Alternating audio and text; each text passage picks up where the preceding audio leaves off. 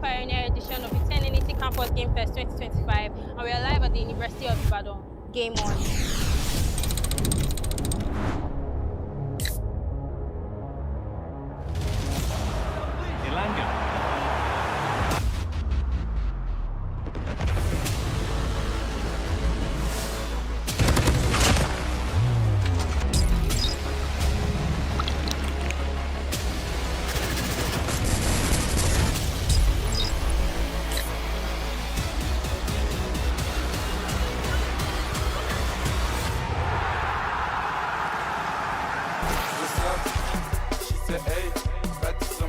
Hi, this is Precious. So I'm at Game Fest, and this is my first time coming to Game Fest, and I've been loving it so far. My favorite game of today is Just Dance.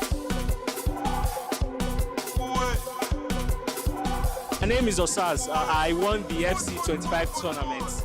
But it was a very tough tournament, especially the first game. I went to penalties after extra time.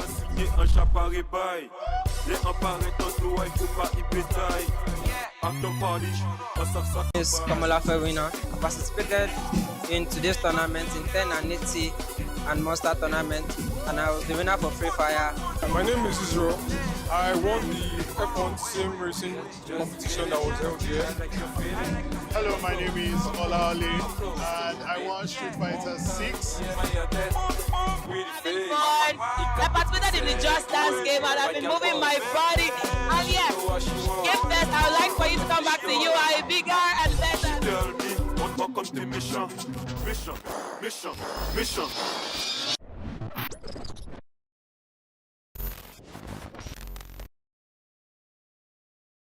Hi guys, it's me Tue, and I'm live here at the 10 and 80 Game Fest campus happening right here in Abuja. If you are seeing this, there's lots of games, music, networking, and so much fun happening. And the best part, it's all free.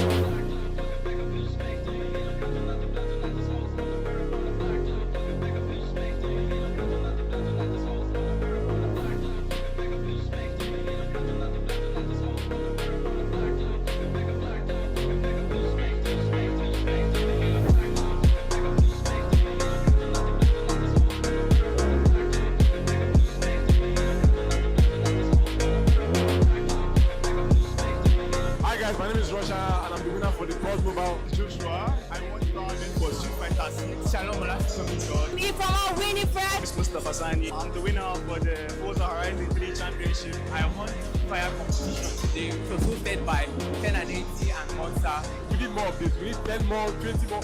I did this every day. I want to say a very big thank you to 10 and 80 and Monster for hosting this competition. This has shown me that this sport can go far in Nigeria. When I saw the opportunity to compete in this game, I knew that yes, this is it. I can definitely win it, and I came out victorious today. Huge thank you to 10 and 80 and Monster for the wonderful tournament hosted. I want to thank the sponsors, 10 and 80 and Monster Energy, for bringing such a wonderful event.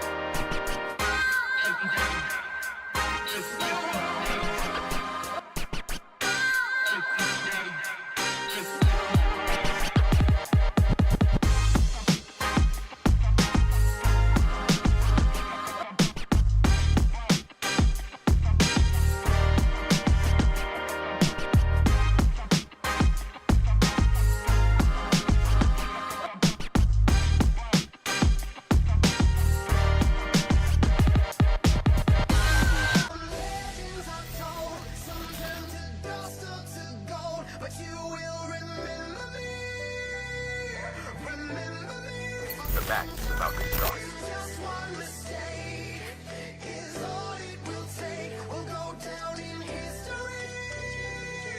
Remember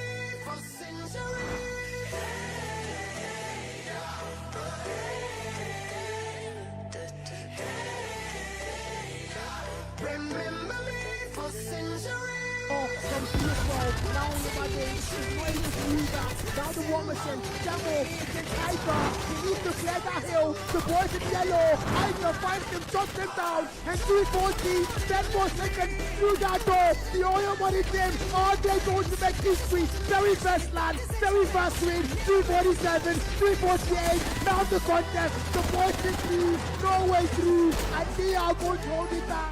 So S are your champions.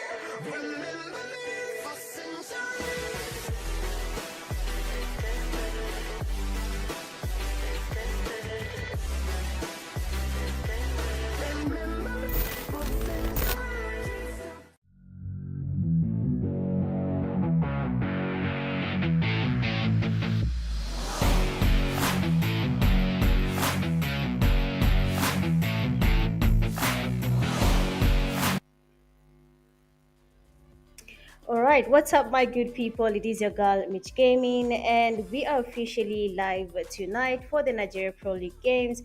Of course, I know I've not been here for quite some time. They are quite because of unavoidable circumstances as well as the face cam. But I'm hoping it will be their next game. But looking at the match schedule for today, we'll be having Erangel as the first game, Miramar second, Sanhok third, and then fourth. We go back to Erangel, where we'll be expecting a lot of fights, to be honest. Usually, when the games begin for any stage, as long as it's the first stage of any new stage, we usually have a lot of tryhards, if I can put it that way, and people really try to get their points up. So we'll see what will be happening here on the league stage, what will be happening in the first day. I've seen that last time I had some teams that I had seen before, but I didn't get to cast some of them. For example, RFT Esports was not there when I was casting the last time that I was here. But I'll be waiting to see how these teams perform, this being the first day. As usual, if you're watching the live stream, please make sure you're liking, sharing, and subscribing, because, of course, this is going to be a very intense night, and I need you to stay locked in. Do not go anywhere. Get your water, whatever you need to have, so that you can enjoy tonight's games. Looking at the flight path, it is coming all the way from Yasnaya to the long side of Quarry on the southwestern side, basically western side of Erangel. We'll be seeing a lot of teams going towards the sides of Yasnaya, Lipovka. You can see already that's happening. We have a lot of teams that have exited the plane, going to places they feel they want to be in. And I'm actually here for the violence. If you know me, you know I'll always stick to the violence no matter what. If there's something happening in the games, I need to be the first person to see it, because I just love these games. I won't even lie. Even when I was not casting, I was there watching. And as promised, there's always violence from the beginning till the end. So I am here for exactly that. You can as well tell us in the comment section, which team do you think is going to be winning the first game of the night? Making a prediction, feeling good about a prediction is always a good thing. I can see some teams that I saw last time. I think those are the bowlers. Oh my days. I'm sorry about that name. I just don't know, but there's just something about it. I can see Vanguard as well. We have Ragnar, we have DTS. Basically, a couple of teams. I've seen Three Crowns Esports as well is here. I can see it. I'm not sure if that's foul play, but I'm sure I can see the play tag. So I'm assuming that's the name of that team. We have Hash Esports in the game. I'm seeing a lot of familiar names in the game, and of course, I'm going to be really excited to see how these players perform for the RFT Esports around Georgiapol on the northeast side of Georgiapol right now. We have a couple of teams landing this side. Ninja himself has a team that is right next to them. And he's not even panicking. He's just enjoying his drive in between where they are waiting maybe for a chance to engage. We'll see whether he does that, but already we can hear some shots, some damage on Ninja as he tries to find his way as far as possible from this fight. And of course, if it goes wrong, then he might just be the first blood for tonight's game. And being the first blood does make your team feel a little bit, well, they kind of lose the morale there, but we'll see what's been going here. But then we have RFT player there, fast off the S12K, beautiful knock. The players are seem to be retreating. They want to go in for that push. Another damage, good amount of damage there on the players. They don't even have enough loot to engage in this fight, but they decided that why not push the RFT esport player Rodo. He's going to be taking them down one by one, so we'll be seeing how that goes. Second knock from him. That's really interesting. Does get to confirm that knock. Two players down, taken back to lobby.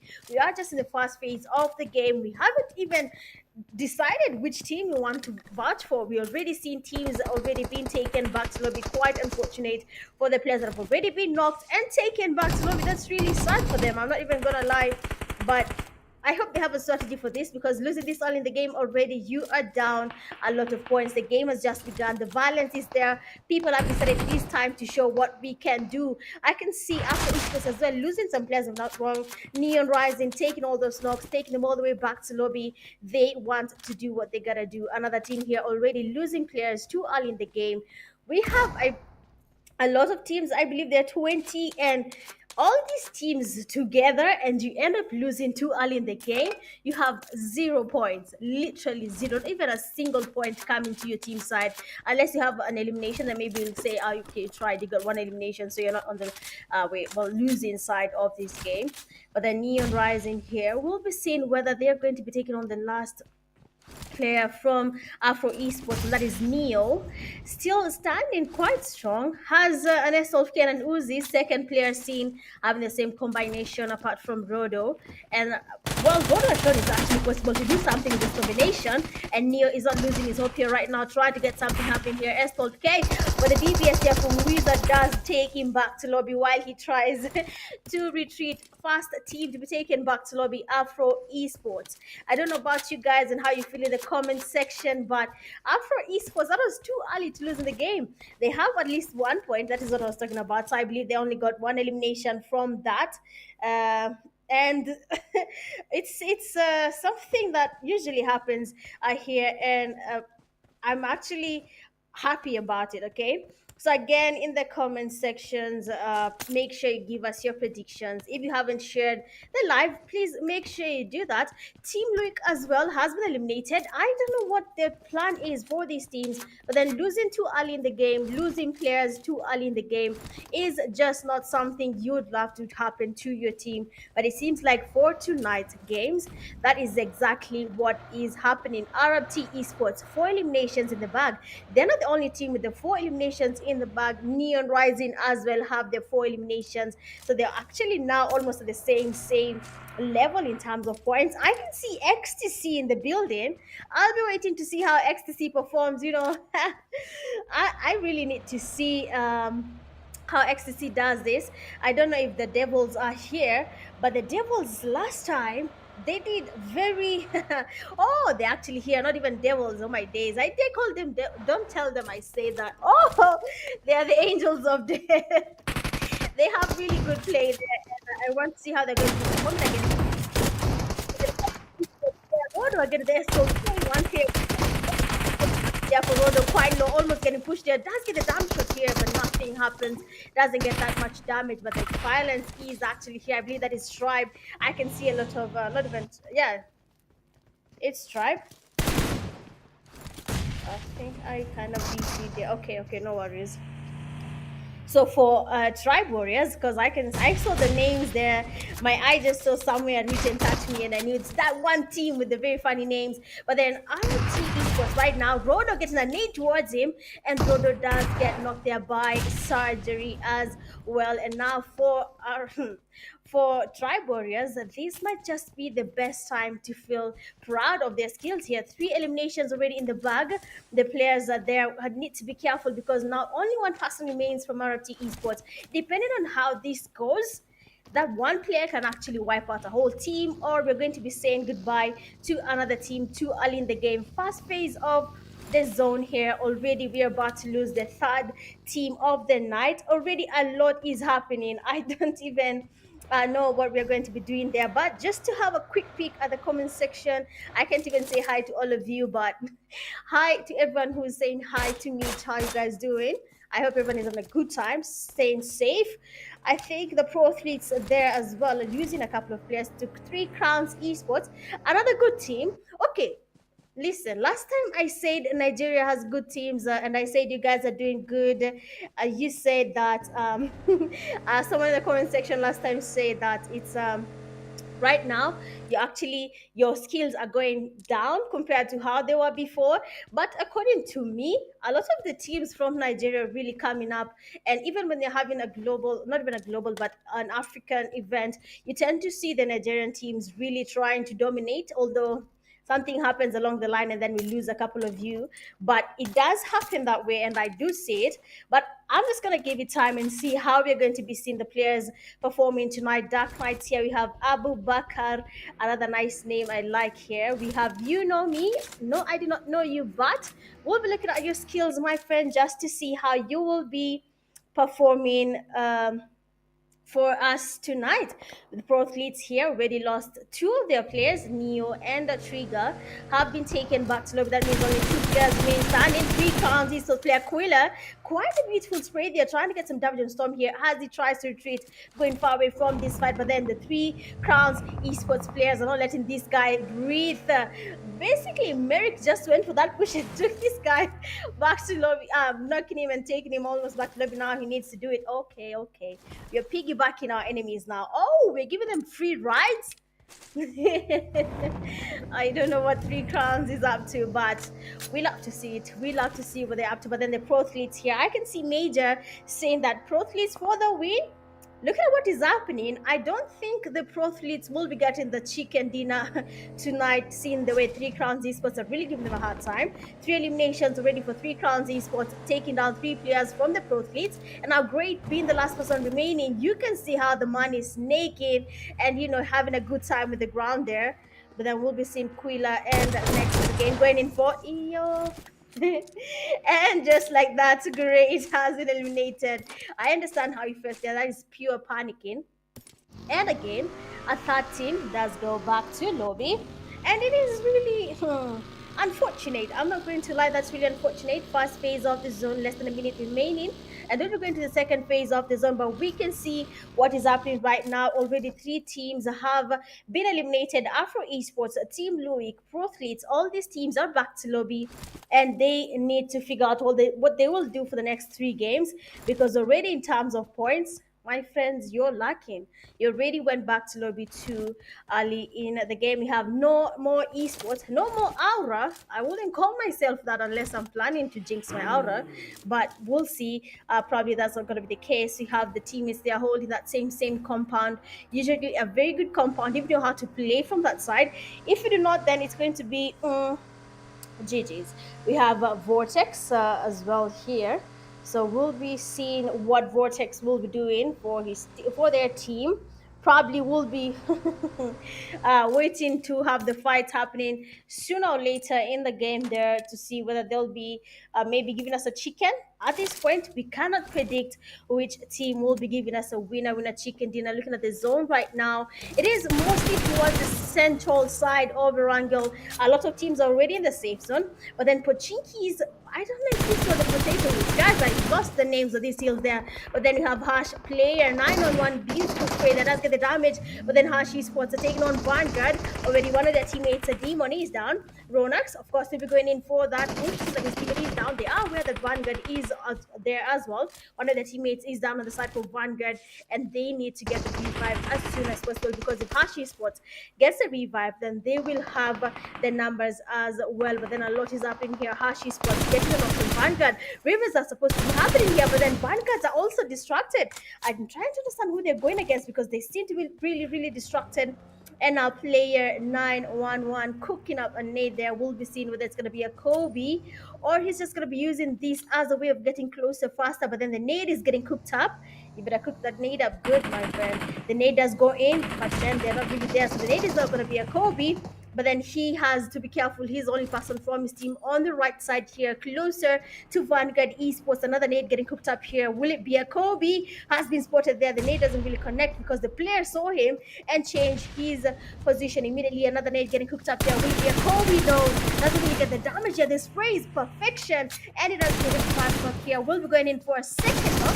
Vanguard, you're getting exposed. You're getting cooked by 911, but then Vanilla does get the knock there. Beautiful reflex from Vanilla. Anyway, I was about to say something, but then we have Iza Nagi. Will be going in for that push as well for Vanguard. One of their teammates, that is T-Bag, has been taken back to lobby. And let me see what Hashi's got. Will be after Vanity. They're trying to repeat their beautiful spray from Ronax. Doesn't really get a knock there, but then Vanity is really trying to retreat and go away from this fight as much as possible. But his teammates right now, the players are down. What is your plan, Vanguard? What will you be planning to do for your team tonight? I am actually surprised on what is happening right now. Hash Esports making it hard for Vanguard. Initially, Vanguard had the upper hand. They had the first knocks, but then when 911 got closer, he gave them a little bit of a loophole there to engage and get something happening for their team here. We can see Ronax now trying to get some damage on the players from Vanguard. The revive did take place. They are trying to heal up. It seems like they're low on the utilities right now. And the sticky bombs are getting thrown towards Vanilla. Might just be connecting there. Oh, wow. They don't really connect, but then they did land next to Vanilla. That's something we have to agree. But we'll be seeing what Hash Esports will be up to. Smokes they're getting launched towards the Turid. I hope they have a plan, because now the players from Ash Esports really need to go on the aggressive side when it comes to these fights. They are really holding it safe right now. Quite a surprise that they're feeling a little bit unsure about their push on Vanguard. But then again, you have to take your time. Are we going in for that push? Do we have enough knocks to go in for that push? Or are we just going to risk it and go ahead for that push? And the fast back is in there. Vanguard player playing it a little bit safe here. The patience game is actually paying off. Ronax again goes in for that push. They are quite exposed there. The players from Archie Sports, they need to be careful. They need their strategy. They are beautiful damage on Vanilla, but then he misses that DBS shot, and now Demon goes in for that cover spray. That's gonna knock on the player from Vanguard. We just got something remaining. Vanity, you have to be careful because now Demon is on Demon time. Oh no, one person remains standing. Vanity will be going in for that push, missing all the shots there. And Izanagi. Wow, amazing cover there from the players from Ash Esports. Izanagi, last person standing from Ash Esports, does save the team here, and that means no one has been eliminated from that team. But then unfortunately, it seems like the last player from RT Esports has been eliminated as well. Quite unfortunate, guys. Hey, that was really unfortunate for these teams. But like I said, the games will be going a little bit fast now. 5 teams have been eliminated. We are just in the first zone, and 5 teams have been eliminated. Too early in the game? Yes. Do they have enough points? The only team I can say has at least some points to their name is the RFT Esports. They have 4 eliminations to their name, but they already went back to lobby too early in the game, and I don't think it's going to be a good look for either of these teams when it comes to basically winning this game. We had 20 teams at the beginning of the game. Now we have 15 teams, 5 teams in lobby. So I hope right now they're watching the live stream and strategizing on how to go about it. Looking at the players from Dream Team holding the bridge here, they have a team right in front of them, actually a solo from Tribe. I'm not sure where the rest of the teammates are, but then he's basically standing there by himself. I hope he has a plan on whether to engage in this fight or not, because if he does the wrong call, then he'll be going back to lobby very early in the game. Looking at the safe zone now, it has gone towards Milita and farm, shelter. All these places are going to be safe for now, but then which teams will be holding the compounds? Of course, it feels a little bit safe staying in the middle of the zone, but then is it going to be enough? I can see Ragnar, they're literally in the middle of the game. That is, we're going to see whether that's going to work for them or not. But then Tribe Warriors, they are making their rotations. Another team does go back to lobby. Foul play.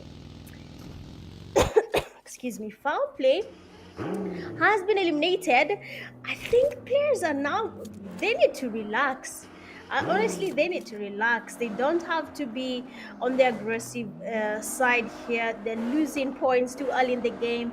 I hope they have a strategy that works because honestly, that is too early to go back to the lobby. Abu Bakr getting spotted by DS1 there. They will be going in for that push. They know Abu Bakr and his teammates are passing by, probably looking to get at least some eliminations very early in the game here. But honestly, guys, take your time. I believe they need as many points as possible to progress the next stage. But if you continue taking your fights too early in the game, then you'll probably be losing it too early as well. And if your strategy is right, okay, I see some teams have good strategy, they can take on early fights, they can survive, totally fine. But if that's not a play that happens for your team, my advice would be avoid the fights as much as you can. But then the teams we mentioned early in the game, they're still around. We still have the ballers in the building. We have Angels of Death in the building. We have DS1, V4M. We have No More, Ragnar, 4P, Dark, DT, Tribe. All these teams are here. They're still surviving. XTC still in the building. We have Three Crowns Esports as well, still surviving. But then I hope they have a plan because, guys, if you do not have a plan, if you don't, oh my dear, I'm not even going to lie. If you don't have a plan, then I think you're going to be, well, losing too early in the game. But then we have Dark Knights. I have not seen them engaging yet. They do not have any elimination to their name. Hashi spots right above them. We've seen Hash there thanks to Izanagi. They have been able to survive. They're still around here. But then the demon player there, he was on demon time, guys. He just happened to fumble the last elimination. And luckily for him, Izanagi was there to save him. But if he was not there, then I don't think they would have survived. They would have been eliminated easy peasy. But then you have Neon Rise in there getting spotted by 4P. This is going to be okay. So where they are right now, wow, beautiful spray there. We have the fast talk on Neon Wizard. So two players right now from Neon Rising are down. This will be the fuel for the team to go in for that push. We can see a player right beneath them out of the building. Nades will be flying in, but then we have the final boss going out for that push. DBS and Ham there, that's with the fast spray there. That's getting a good amount of damage on the team. Another person goes in for that push. Final boss feeling quite good about the knock there, making sure the knock has been confirmed, but then that will not be the case to pull a third party with the DBS. Still down here, getting pushed, and the last player has been eliminated from Neon Rising. 4 portions of DBSs because this team is good with the DBS. Skinny, why? Why would you call yourself 4P? Skinny. You know your names have to match who you are, or rather your skills. You understand? But we have 13 teams remaining right now. Players are now closing on each other. For the teams that are making the really really long rotations, waiting for the fights to come to them. If they're not coming, then they will maybe wait it out. I think now is the time to finally engage. We are in the fourth phase of the zone. Now the battle becomes a little bit more intense. People start thinking, are we going to be fighting? Are we really going to be engaging? Or are we still going to wait it out and see when to come in and play XTC finally taking on another fight? And No More has one of the players down that is betting, and they does get cooked there. Doesn't really connect there, but then No More player getting the fast knock on XTC, trying to get the fast up in there, but then he decides to retreat here.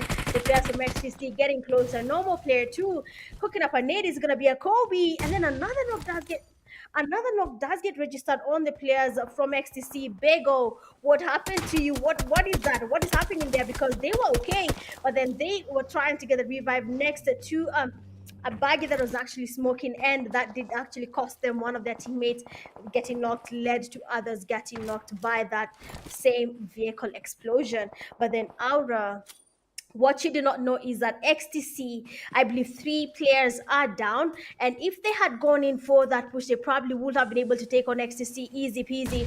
But then they have taken their time now. Nades are getting cooked up on the players from XTC. Beautiful Kobe. And just like that, XTC eliminated from the game. Amazing Kobe from Nomo Ara. I think the name doesn't match the skill because the guy has pure aura when it comes to that grenade, but then they have to move. Shelter is no longer safe zone. Hashi spots as well, taken back to lobby. We have now just 11 teams remaining, and the zone is about to shift. Look at the way it's going. Dark is the only team that is in the middle of the zone. Shelter, the zone might just be moving. Three Crowns Esports and the Club of Bowlers might be engaging in a fight. Tribe Warriors as well might be taking on the four portions. Skinny getting the fast knock there, and he does miss that knock from the vehicle. The player getting closer. The escort kids are in. Another knock from Skinny. Four portions of DBSs, guys. I told you about Skinny and the DBS. They're getting two knocks on the players from Tribe Warriors. And now touch me. Will be going away, trying to repeat there. His teammates are getting eliminated one by one. Touch me, being the last person remaining from his team. Will he be able to survive long enough not to be eliminated when it comes to being the last person surviving from his team? Four portions player here, quite skilled there with the DBS. Wow. Club, oh, the Club of Ballers has been has been eliminated. I didn't even see that, but then GG's to you, Club of Ballers. But then you have DS1. Lilo is there stitching the team. Man, you'll need to work on your game, man. If you call yourself Lilo, get a teammate that's called Stitch, man. Make it make sense. But then Quilla, they're getting spotted. Beautiful spray there. Coming from the Angels of Death. And they will be going in for that push. Merrick getting a knock there on West Coast. And the Angels of Death there are trying to go in for that push. But then Devil is quite angry. And he wants to go in for that push. I'll get the Escort case in. And just like that, Devil and his teammates have been able to eliminate the Angels of Death. Bro, I called them demons the last time, and now they have been eliminated by a devil. That's crazy. I don't know about these names, but then guys, we need to work on our names. Some names are really strong, you know, like devil. Oh my days. Yeah, I can't. Anyway, Three Crowns Esports, they're making their rotations towards the safe zone. Shelter, there's no longer a safe place to be. And Nexus again. So Three Crowns Esports has 12 eliminations to their name. That's really a really high number to beat right now, because the team that is right behind them, I believe that is Stripe, has just 2 eliminations to their name. I don't know how long they're going to be keeping that up, because already one person is remaining from their team. Everyone else has been taken back to lobby. So we'll be seeing who will be taking on the name for Three Crowns Esports highest eliminations for the first game. But then you have Skinny, they're going in for that push again. Is it you, Skinny, carrying the whole team here for 4 portions by himself, getting all the eliminations? Skinny hooking up a nade, Molly getting hooked up to his side. The place is basically burning up. That's trying to get up here, but then that doesn't really work for them, because they decided to cook themselves in this place here. Skinny does get the stun grenade going in. That's going for that push, and Skinny again does get a whole elimination for his team. Beautiful. I believe this is what called 1000 IQ gameplay coming from Skinny. Quite an amazing play from him. They'll have no more esports quite surrounded. Sprays coming from literally everywhere. Three Crowns Esports making it impossible for normal play. Two to get the revive on his knock teammate. The vehicles are smoking up. They are burning up, but then I don't think they're really. Have they really exploded? I don't think so. And now we have no more flame here. We'll be trying to make it to the safe zone. 6th phase of the zone now is on. The battle does get a little bit more intense now. We have the player, for example, Hamis is just going to be lying down here. Three Crowns Esports is in front of this guy, okay? You are a snake. Snake your way to stopping them from winning. Be the snake you wanna be. Okay? Then you have 4 portions player Skinny with the sprays on the plus of Three Crowns Esports. Nexus again immediately silences him. A beautiful amount of damage there on Skinny, quite low. But then what will be his plan now? Because Three Crowns, they're not in the safe zone. The only team that is close to the safe zone, I believe at this point, is DS1. All they have to do is move a little bit closer and they'll be in the safe zone. But then look at this. How amazing is this? Okay, we're in the 6th phase of the zone. 6 teams are remaining. It is going to be a little bit hard to survive now, because 6 teams is a lot of teams to be in the final zone of the game there. But we have Hamis. We'll be going closer towards the safe zone. We have to be careful because they exposed himself there. But then he decides, if I'm going down, I'm going down with someone. Then that's quite unfortunate. He exposes himself, and just like that, Dark Knight have been able to spot him, and Vortex have been eliminated. Skinny getting more knocks. The beautiful Riftex there. Actually, I thought he got the elimination, but then he only got a good amount of damage. Did not knock there. But then, luckily for him, they have the numbers. But then the zone is not their friend. Skinny needs to talk to his teammates. He was carrying the whole team by himself. But then, right now, they got eliminated when Skinny got knocked there. That was really unfortunate. But then you have Dark Knight here holding the compound, but they are not in the safe zone. Three Crowns Esports holding the zone here, getting the first knock. That means only one person remains standing, Abu Bakar, and the players are coming for that push. Amazing spray, but then doesn't really get any damage in the Three Crowns Esports. The push will be happening here. The guy is alone now, cooking up a nade, trying to get a Kobe. The Mollies are coming in there. Nexus again. The nade might be connecting, but then the guy is actually cooking, and then just like that, first game of the night is done, and a beautiful winner chicken dinner to Three Crowns Esports. No way. Three Crowns, Three Crowns decided, you know what, guys, we know what we can do. We dominate, we always dominate, and that is exactly what has happened here. Winner chicken dinner for the Three Crowns Esports team. Amazing play coming from them. Still questioning, how did this happen? Three Crowns was even not in the fights anywhere. From the beginning of the game, they basically waited and stayed away from the fights, and now the game has ended and they've gotten a chicken dinner. Big up to you guys. And then we have the team starts. Next is again 3 eliminations, a damage of 544. Merrick, 6 eliminations, a damage of 1000. Sorry about that, but then look at the match summary. We have 69 eliminations from this game, 69 knocks, total healings 6,811, 48 assists, 2 vehicle eliminations, and 3 grenade eliminations. I mean, does make sense. The knocks and the thrusts are the same.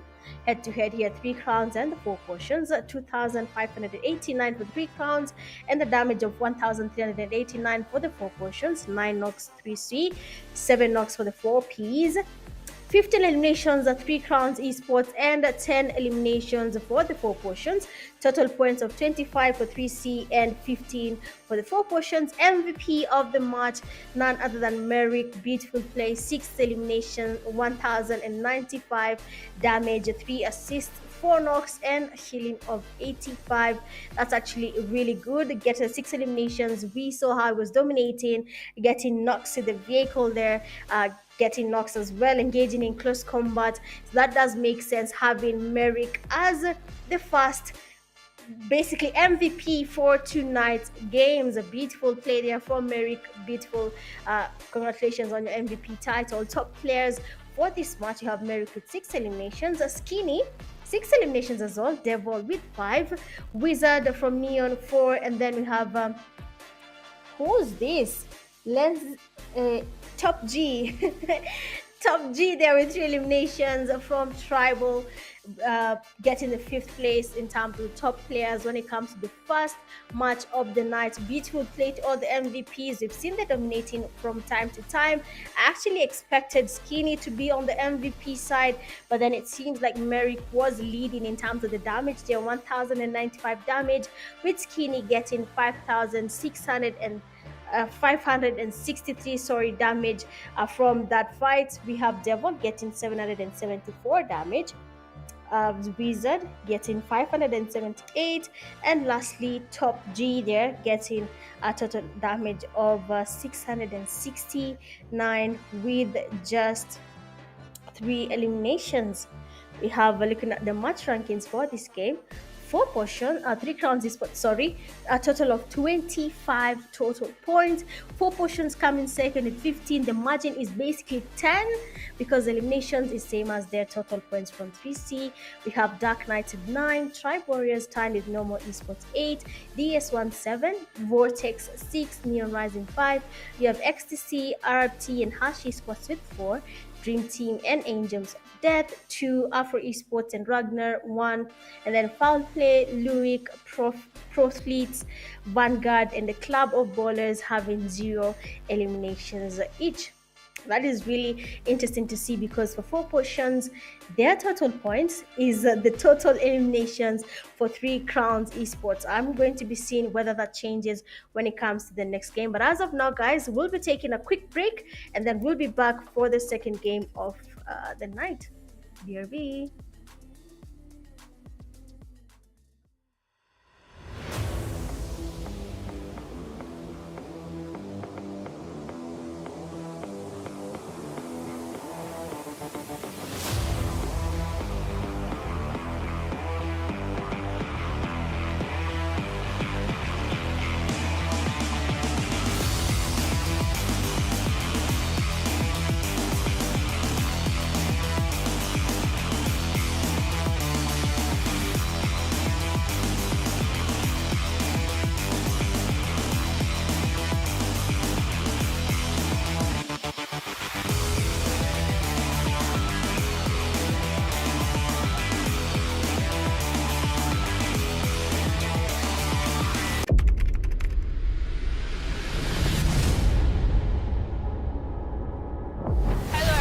Welcome to the Pioneer edition of the 10NET Campus Game Fest 2025, and we are live at the University of Ibadan. Game on.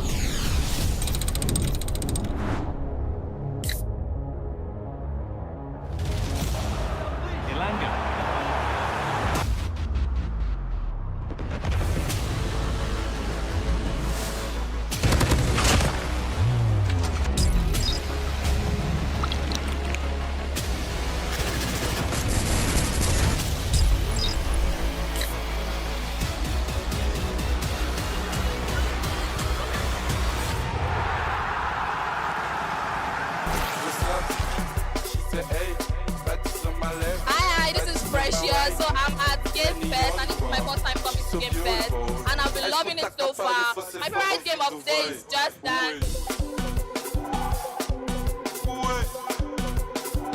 My name is Osaz. I won the FC 25 tournament.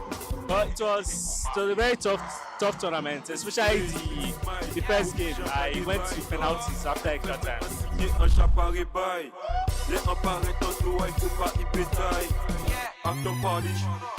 Is Kamala Ferwina. I participated in today's tournament in 10 and 80 and Monster tournament, and I was the winner for Free Fire. My name is Israel. I won the F1 sim racing competition that was held here. Hello, my name is Ola Ali, and I won Street Fighter 6. I participated in the Just Dance game, and I've been moving my body. And yes, Game Fest, I would like for you to come back to UI bigger and better. Mission.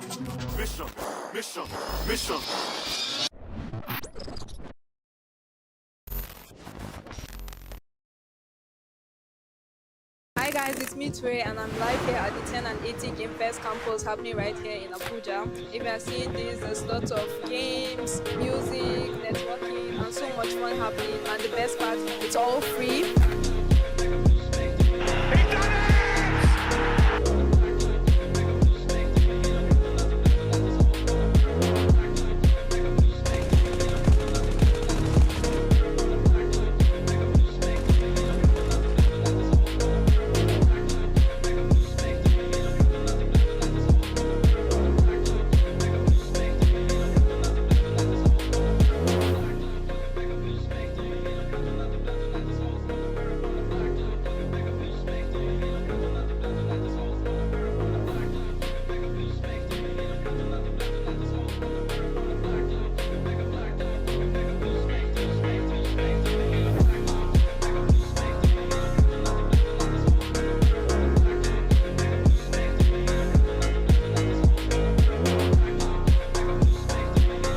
My name is Russia, and I'm the winner for the PUBG Mobile. Joshua, I won the tournament for Street Fighter 6. Shalom, Me from our Winifred. It's Mustafa Sani. I'm the winner for the Forza Horizon 3 Championship. I won fire competition today. It was hosted by 10 and 80 and Monster. We need more of this. We need 10 more, 20 more. I did this every day. I want to say a very big thank you to 10 and 80 and Monster for hosting this competition. This has shown me that e-sport can go far in Nigeria. When I saw the opportunity to compete in this game, I knew that yes, this is it. I can definitely win it, and I came out victorious today. Huge thank you to 10 and 80 and Monster for the wonderful tournament hosted. I want to thank the sponsors, 10 and 80 and Monster Energy, for bringing such a wonderful event.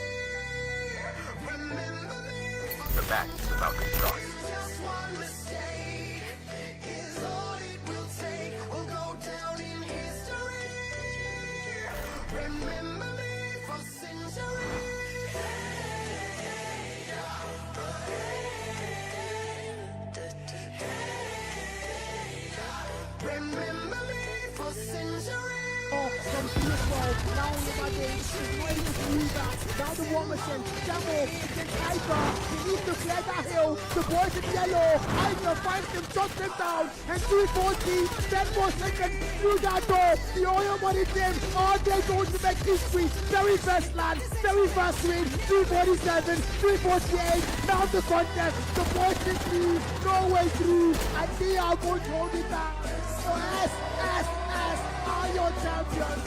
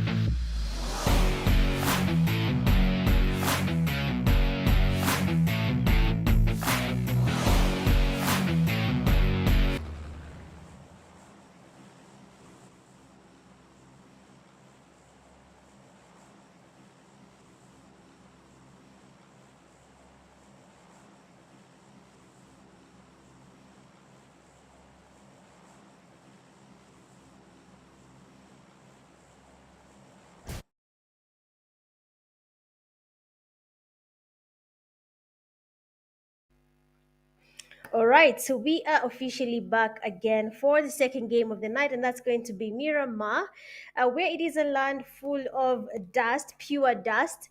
And usually, what happens is people go back to lobby too early in the game, and we want to see where people are landing now. Looking at the flight path that is coming from the western side all the way to Puerto Paraiso, a land where we usually see a lot of people going towards, especially if the game is not looking to be safe. Since these games, initially we had a lot of early fights where people take games too early. Too far. I even got confused. What just happened there? Why did he land that late? Arab T esports player there will of course training for that task and taking him all the way back to lobby. Quite unfortunate. So GG's for the Angel of Death player. He has been eliminated. Not even Angel, it's Arab T. What is that logo? It looks the same. Okay, Arab T gets elimination on them. Okay, good. I am not on the wrong side. So for the Angels of Death, I hope they have a plan because they're losing their fights too early. I don't know what's happening to them. Initially, the last time we were watching these guys, they were on fire, man. Like they were wiping the lobby. They were waiting patiently and getting their chicken dinner. So I don't know what has changed now, but they seem to be having a really a very interesting time there for us. They initially we thought they were the ones, but for now, it is not looking good for them.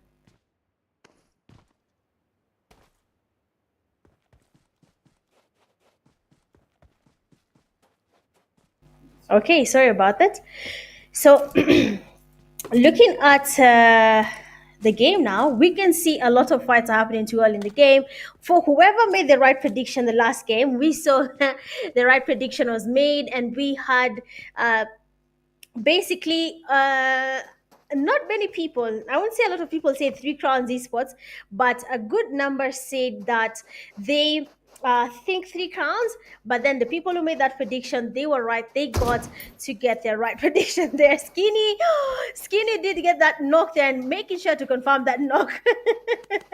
That was really good play coming from Skinny. I think I just found my new, not favorite, but funny player to be watching, because what is that knock? How can you have a gun and get knocked by someone who doesn't? So Skinny there will be trying to get a knock on Vanity, patiently waiting for that chance. Let's get the damage on Vanity, but then Vanity will be going far away from this place. They have put up in their own. Skinny, the teammate does get closer, the double barrel and T-Bag taking Skinny all the way back to lobby. Quite unfortunate there. But then what was that play there, Skinny? Amazing gameplay coming from Skinny. We love to see exactly that. Good plays happening here and there. But for 4 portions, two of their teammates have already been eliminated. That is Skinny and Roman. They have been taken back to lobby. So I hope they will be finding a better way of surviving this game. For the 4 portions, last game they got the second place. But then for this game, I don't think that's going to be possible for them to survive anymore. Another knock is in there. Does get taken all the way back to lobby. What is happening? Okay, wait. Did I give 4P the caster's cuss? Because I think I gassed them up too much, and now everyone is coming for them. Things are not going as planned, so I don't really understand what I did to them, but then they seem to be having the worst time of their life here. But then one elimination to their name. I hope they have a strategy on that. But initially the game was not having it for the 4 portions. The last player remaining now has to take on the players from No More Esports. 2 players remaining, and they also seem to be lacking in terms of utilities. We have the 4P player going in for that push. We have fans there trying to get the damage. Another lock is in there. Will it get? Oh yeah. Wait, so 4 portions player Skinny does get a knock, okay, with a dagger, and now his teammate is taken back to lobby using a pistol. What is this lobby, guys? I've never watched such an interesting lobby in a very long time, but this lobby is just proving to be close to impossible. And I love to see exactly that. We love it when people challenge each other and try to get as many points as possible to their name. But anyway, guys, how you feeling in the comment section? Are your teams performing as they should, or is your team not performing as it should? Figure out what is happening and come up with a strategy that actually works for your team. Because right now, for these teams, I'd say it's not going as planned. XTC there, we have Bego. I was watching another live, and he was in the comment section, and he did a whole super chat for a team. Tribe Warriors where the Sergeant does get knocked and said touch me as well, has basically been touched and will be taken back slowly as well. Now one person remains standing from the Tribe Warriors, and that is none other than Top C. Top C, what is your plan? Because now what is not happening is that the first game, people are getting eliminated too early. For the first game, people are not getting eliminated too early. 5 teams were eliminated. For the second game, now we have 2 teams in lobby. Almost 2 3 teams have lost a couple of teammates. So a lot is happening for these games. I'm sure I'm not the only one noticing this, but then a lot is definitely happening for these teams when it comes to this game. But as of now, what is your plan? What is your plan, Tribe Warriors? What is your plan? What is your plan, Tribe Warriors? What do you want to do? Is Topsy going to be engaging? Is he going to be avoiding this fight? What is his plan for this fight right now? I hope he has something that is going to be working out. But then again, anything could happen. Topsy could wipe out the team from V4, or the team there could wipe out Topsy as well. So it's kind of a 50-50 type of situation. But the odds for him right now, I'm on the 10% side, while the others are having a 90% chance of surviving. The Angels of Death as well have only 1 person remaining. So you can see what I'm trying to say, right? This second game, we don't have a lot of teams being taken back to lobby as early as the first zone. But then when it comes to teammates, they have lost a couple of teammates. But then you have XTC, Amar, another player. I don't know if Amar is the... I've seen Amar in many games. Excuse me, and he's actually really good, but we have him going in for the FPP there. One knock is in for the players from XTC. Two players down, Bego and Amar being the only people remaining from their team have Amar. They're going in for that push, and that's the last player taking him back to lobby. I don't know if you guys saw that power play. He was confident. He just knew, okay, for this one, it's me and my Sky L, not the DBS. I don't have that power play. Yeah, I'm as noob as they come and they leave. So it's totally okay if you're like me and you're playing in this league, you'll do fine. As long as you don't engage and camp, you'll do fine. I can promise you that. But then three teams have already been eliminated. The tables, of course, will be turning for a team like the Four Potions.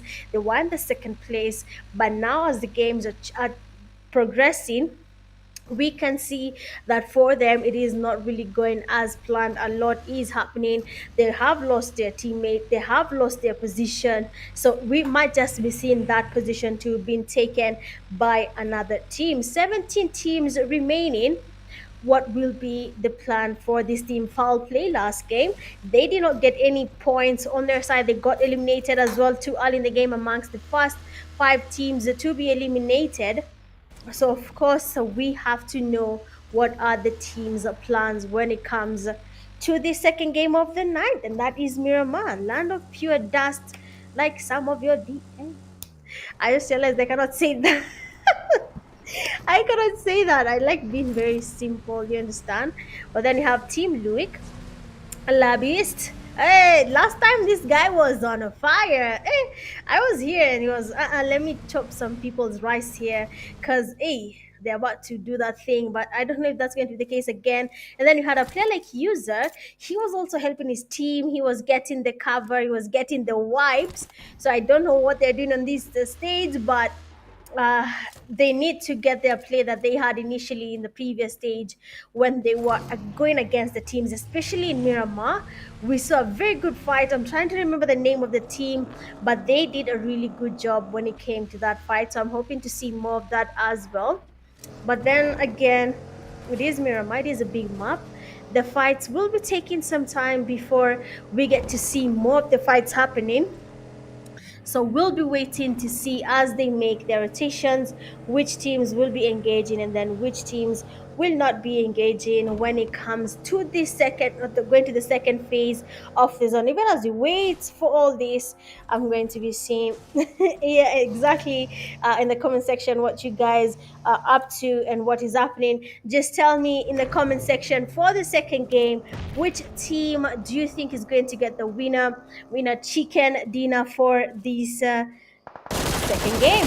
Foul play. We have a PlayStation. Does get the good sprays there, but then doesn't really get a knock. The name does connect on that side, but then you can't see anyone getting knocked really. But then PlayStation 4, your name is PlayStation 4 there has Hash Izanagi right in front of him. We know how good Izanagi is. We have seen him saving his team before, so probably he'll be doing the same thing for his team. A lot will be happening, but is it going to be a wipe or is it going to be the situation where we don't even know what to say anymore because it's going to be a 1v1 where we need to see one player versus the other player, seeing who is better than the other? Basically, not a wipe from one player. That's something we won't be seeing because Hashi Sports is not really engaging in that fight as aggressive as we'd love them to be. But then Hash Esports watching this fight as it happens right in front of them, waiting for a chance to get a knock happening there. They are quite patient with that push. They don't want to be exposed. They are waiting for that chance. Izanagi, what is your plan? I have a couple of players that are doing a really good job. So if you see me leaning towards them, I'm not picking favorites. I just love their gameplay. But then you have Hash player there, 911 going in for that push. One player is down.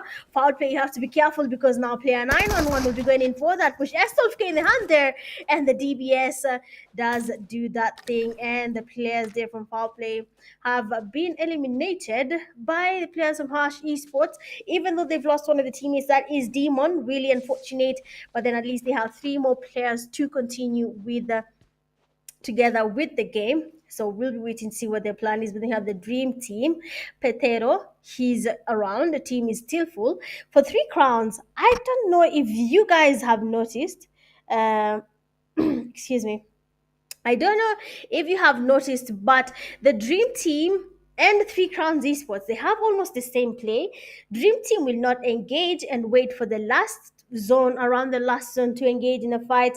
And then when it comes to Three Crowns Esports, they have the same strategy when they choose not to engage till the end of the game. So these two teams have the same strategy, but I feel one team is more familiar with when it comes to basically engaging and not engaging, picking the right fights, picking the wrong fight and saying this fight is a no-go zone, we won't be engaging. So that's something we see from Three Crowns, but I don't think we see the same thing for the dream team. We have the Arab T Esports. The Arab T, what does the T mean? Does anyone know what the T means, or it just landed there to make sense, or because maybe they wanted to be Arab Esports and then they said it at the T and then became Arab T Esports, or is it a way that I should say it?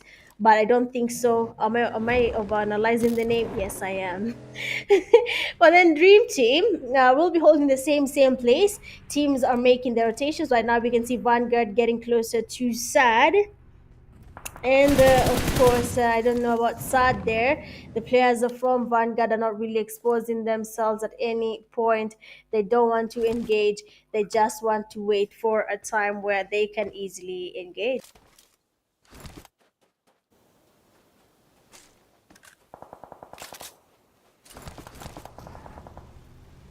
Right. So we have, I'm not sure what is happening to the Angels of Death now because they have 2 points.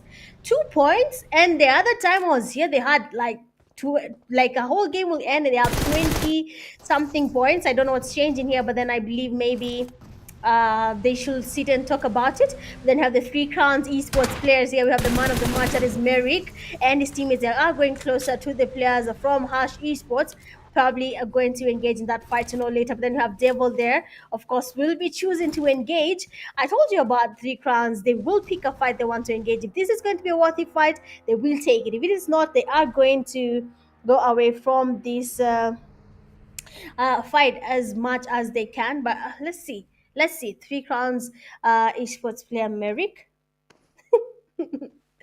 Some of your comments don't make sense.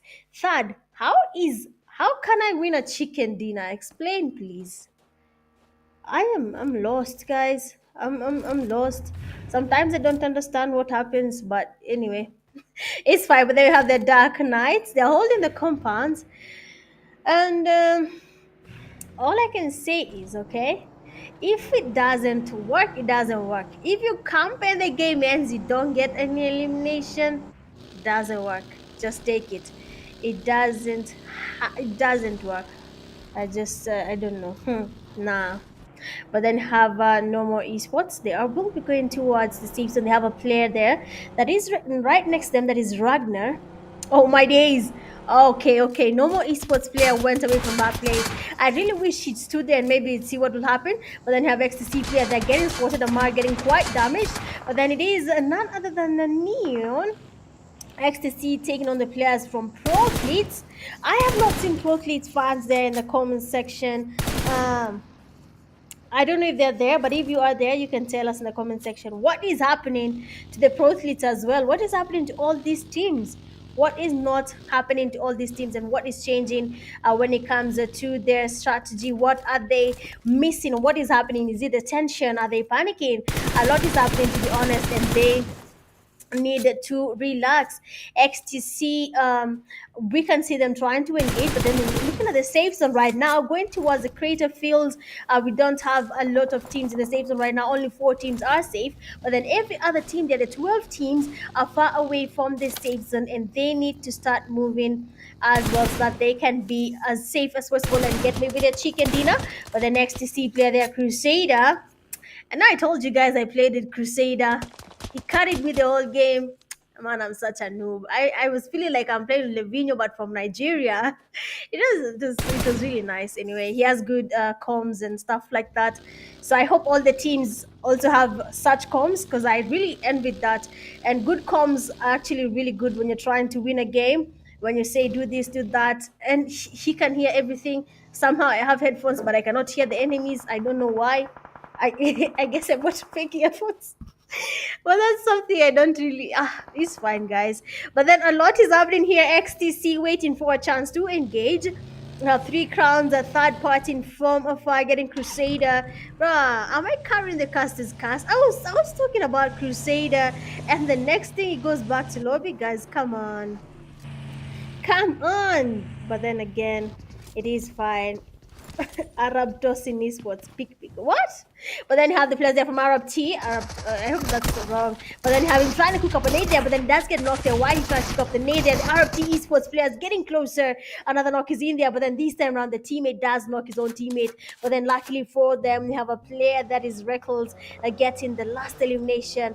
But then for Arab T esports, that would have been their last chance to survive that fight. A lot of course is taking place now. People are finally engaging in fights and the third phase of the zone, less than 10 seconds. Fourth phase of the zone will be here. Three Crowns Esports, they need to get moving. Quilla was eliminated. Now next is again Devil and Merrick are the only people surviving excuse me, for their team. So they need to start moving towards the safe zone, because now the damage from the zone will be a little bit high, and I hope they have a plan for this. The zone will be moving in sooner or later. Teams need to make it towards the safe zone.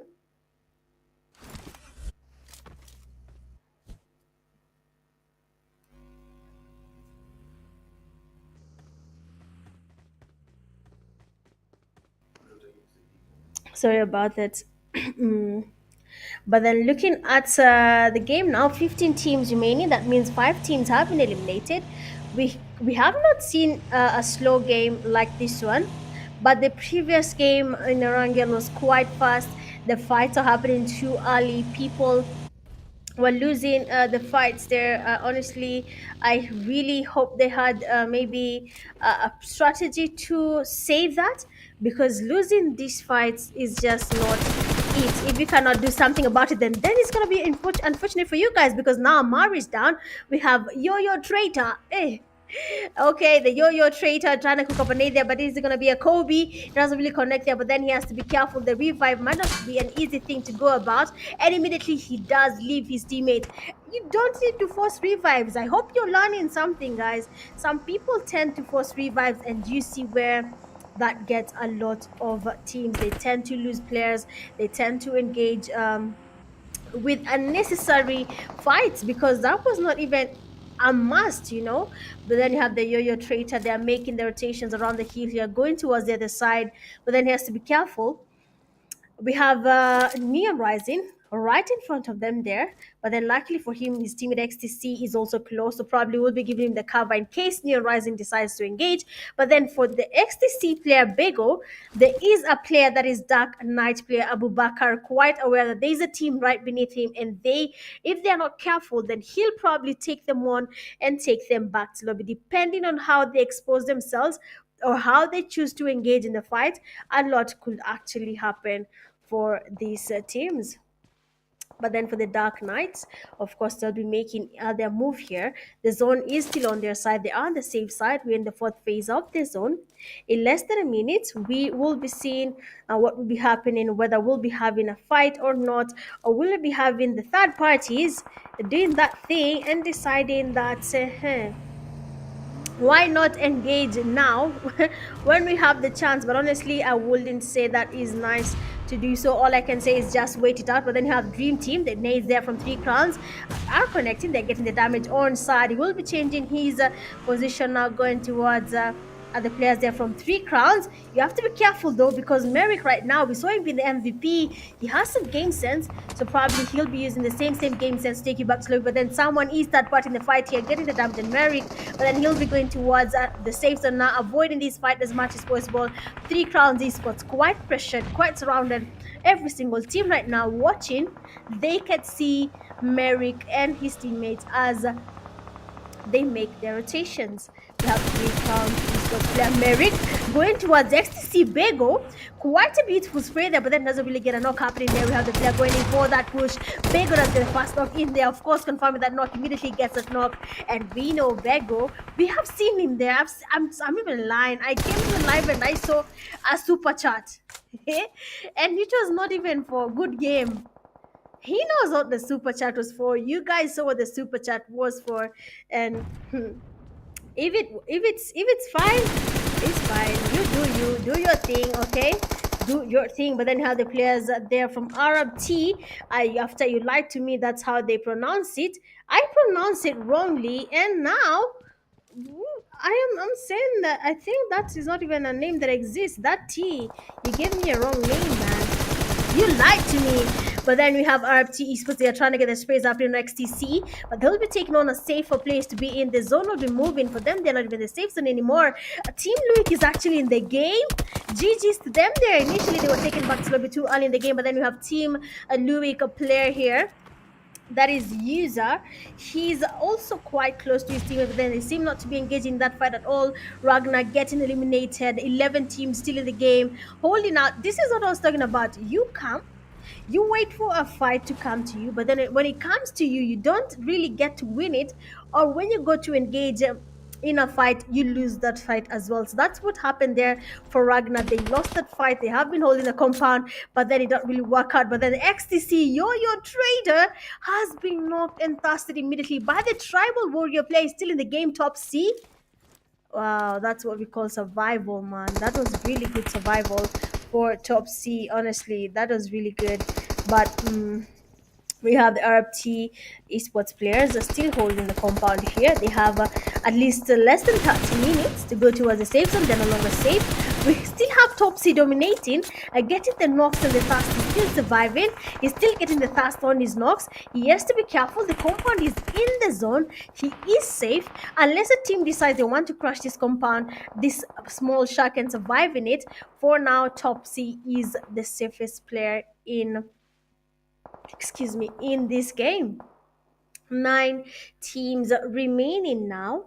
We'll be seeing whether they'll be taking on top C here, just but a solo, or the 9 teams will be third partying from different angles, trying to get the what is this vehicle, guys? What is this skin? I don't think I've seen it before. This should be the Club of Ballers, but then from RFT Esports, that is Rodo. But then they'll be going towards the safe zone now. We're in the 5th phase of the zone, going towards the 6th phase of the zone, and we want to see what will be happening here, whether we'll be having a fight or not. But then Rodo there does get exposed. You can see the damage. He has to be careful. Dream Team is right above him. They might be getting the elimination on him there. We can see the last player from Team Luke there has been eliminated. Fast looking on the players from Dream Team. Dark is also watching the fight from afar, getting to see what is happening right now. Dream Team saw there spotting one of the players that wants to engage, but then he does not have the visuals to get any knock happening for his team right now. Dream Team Peter will be trying to get the revive. Storm and his teammates really close to each other. I hope they have a plan, because for now, Dream Team might have the visuals, but they don't have the zone. So they need to get moving as early as now. So we have 7 teams remaining. What will be the plan there? We can see a lot of damage happening there on side. Oh, he has to be really careful, to be honest. He has to be really careful when it comes to this fight here. RFT Esports player Ninja. I think this smoke launcher is the best thing PUBG put in the game, especially for the competitive scene. You can easily use it. You don't have to pick up a nade all the time. But then a beautiful spray there from Ninja. That's the first knock in. But the next is still watching the fight from afar. That's get another knock on their side. What is not happening? Everyone is that part of the fight here. 7 teams remaining. 6th phase of the zone, smaller than the zone in Erangel, where we had 7 teams in the 6 teams in the 6th phase of the zone as well. So 7 teams remaining right now. Bego being the only person remaining from his team. The dark team is getting closer. He is cooking up a nade. There might just be a Kobe if it connects there, and he can see another person coming in for that push. Bego seeing the damage there. The player has been knocked. Bego trying to steal that knock. He has to be careful though, because it's getting... Bego, what are you shooting at? His teammate basically casted that knock there. The pressure is increasing, guys, depending on which side you're looking at. But then we have nades there coming from the players of Dark Knights. Will you be seeing a Kobe though? Bego has to be careful. The nades are really trying to get closer to him, but then the nades are not really connecting. Teams are third party. People want to engage there. Bego trying his best there to survive. Imagine if he gets a wipe on the players from Dark. That will be something people will be talking about in the comment section. But then again, Is it possible? Is Bego the man he claims to be, or is it just but luck in the game here? But then you have Bego there putting up the nades, probably trying to see whether they'll be connecting. The zone is going to be moving. Bego is no longer the safe zone. Now, this is where it gets intense, okay? When the zone is this small, we are six teams. We have very few sharks that are safe and a few rocks we can use. But then, which team will be surviving to give us the chicken dinner? The first knock is in there. We have a Neon, a Don't Cry, getting knocked there by the players from Dark. The knock has been confirmed here. Players from Dark are now changing their position. Bego waiting patiently for a chance to make the rotation. RT player watching from the left side. He has to be careful as well because there's a team right next to him. But then Bego, what is your plan? Smoking out the whole place now. Everyone is literally everywhere. No one is safe in this game now. Bego has been spotted by the player there from Tribe Warriors. I don't know about Top C. I hope his team has a plan of buying this guy some water because ain't no way he's surviving till now. This guy got his team was wiped a long time ago. A long time ago, the team was wiped, but then he is still here. What do you mean? What do you mean that's a McLaren? Is that a McLaren? I have one. Doesn't look like that, no. Doesn't look like that for real. Doesn't look like, but anyways, we'll see. We have the fight there finally taking place. We have the Dark Knights having on their teammates getting knocked. You know me? Yes, now we do know you, and now your teammate H. I don't know if it's Cook, but anyway, he's the last person remaining. But then you have our esports player Rodo coming from the back end, the fast looking on the esports team. Will be seeing another knock there. The nade does go in. He has to be careful. The nade does get the damage on Rodo. The DBS at hand, they're trying to get the damage on the players as they try to go in for that push. Another nade flies in, and just like that, Afro Esports get an elimination on the last player there, taking Rodo all the way back to lobby. Four teams remaining. Imagine you're playing this game, okay, and you're using not even a 60 FPS device, a device that once people are too many, it goes all the way to 20 FPS, you will suffer. But then we have the Dark Knights player, they're getting two knocks on the Afro Esports team, they're trying to get a start happening, but then he does fumble that place. Going in for that push might not be easy. How did they fumble that? I won't even. Wait. Caster's Cast is a lie. Wait. Caster's Cast is a lie. I said it. Imagine if the last player remaining from Tribal is the person who's going to be getting a chicken dinner. If he comes in. And the guy actually did it. I don't know. Top C, you're my guy, man. That was good play coming from him. He was patient. He did not just engage in any fight. He took his time. He chose the right fights to engage in, and now he gets a chicken dinner for his team. Beautiful play coming from him, and just like that, winner chicken dinner. Look at the team stats. We have Touch Me, 0 eliminations. Surgery, 0 eliminations. Top C, 7 eliminations with a damage of 704, and then we have Top G, 0 elimination, 0 damage. Basically, nothing has happened for this team. Honestly, they would have done better if they were a full team, but they couldn't have done it any other way. They have done exactly that, and we can see. I need to honestly, for if I were the players from Tribe Warriors, please call Type C and pay his bills, because how did that player get you guys a chicken dinner without fumbling at any point? But then you have the players there. Match summary for that game: we have 72 eliminations, 70 knockouts, a total healings of 5,926, 4 grenade eliminations, and a total of 0 eliminations from the vehicles. I haven't seen that happening even on the kill feed, and 35 assists when it comes to this second game of the night. Honestly, Miramar, I think I found my best map. If it depends. It depends which side of the game you're watching it from. But this is actually really good. Look at the head-to-head here. We have Tribe getting 897 damage, with Dark getting 2,298, 12 knocks for Dark, 4 for Tribe Warriors, 7 eliminations for Tribe Warriors, 12 eliminations for Dark. Total points tying at 17 points for both teams. That's beautiful. Looking at what this team, honestly, Tribe, I don't even know what they're going to be doing, but I hope they have a plan for how they're going to be sorting his bills. I don't care what they say, they need to sort his bills.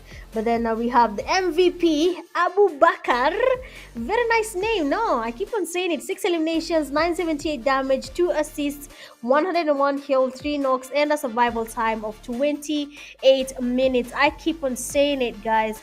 Abu Bakar, nice name. Comes with the skills, probably. I don't know, but, but, but yeah. We have top players for this game. Dak Abubakar, 6 eliminations, damage of 978. Top C, 7 eliminations, a damage of 704. We have Rodo, 3 eliminations, a damage of 928. Chris, 4 eliminations, 621 damage. Then you have Bego, there are 2 eliminations. And it's actually surprising he's there because Bego, I don't know about Bego. He got the damage but didn't get the eliminations.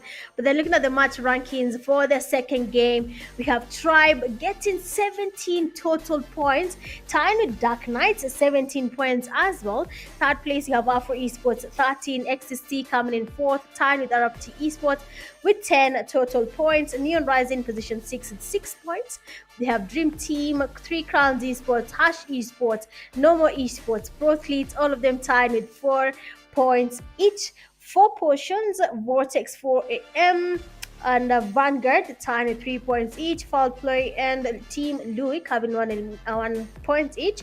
And Ragnar, DS1, Angels of Death, Club of Ballers, each having 0 eliminations for that game, total points actually. But then overall top players, Merrick still leading with 8 eliminations. The second, you have Abu Bakar, 7 eliminations. The third, you have Top C, 7 eliminations. Rodo with 5 eliminations on fourth.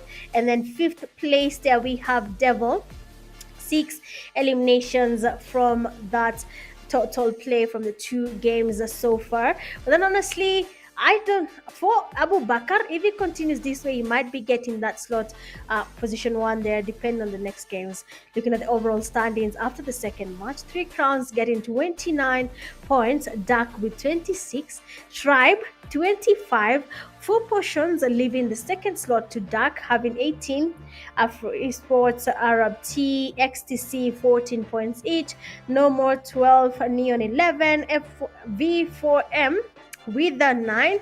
We have HE8, DS1 7, Dream Team 6, Pro Athletes 4. We have Vanguards 3, Angels of Death 2, Play, Team Luke and Ragnar having 1 each.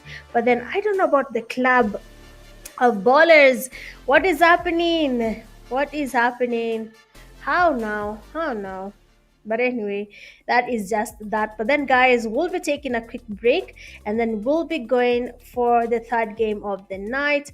Do not go anywhere. Please like, share and sub, and we'll be right back.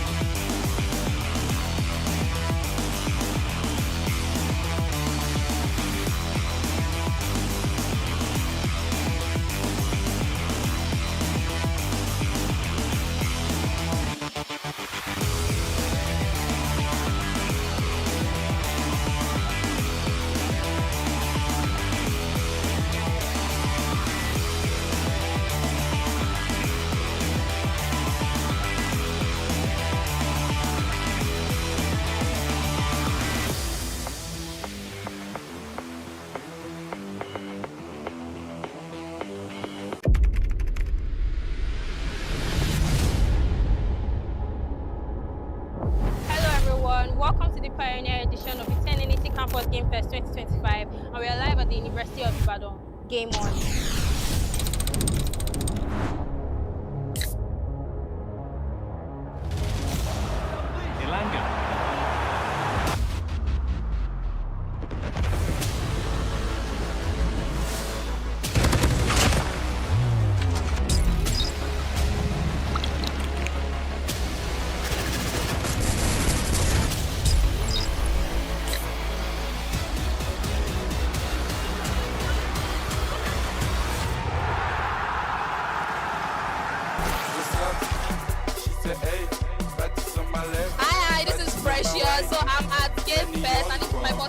to Game Fest, and I've been loving it so far. My favorite game of the day is Just Dance. My name is Osaz. I won the FC 25 tournament. But it was a very tough tournament, especially the first game. I went to penalties after extra time.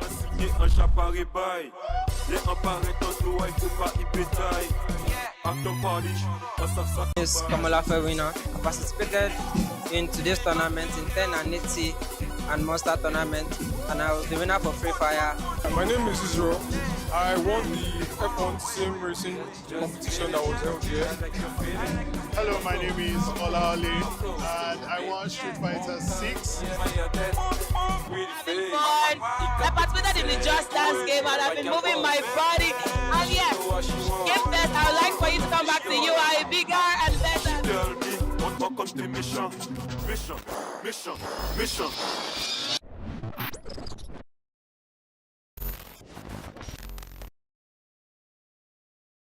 Hi guys, it's me Tue, and I'm live here at the 10 and 80 Game Fest campus happening right here in Abuja. If you are seeing this, there's lots of games, music, networking, and so much fun happening. And the best part, it's all free.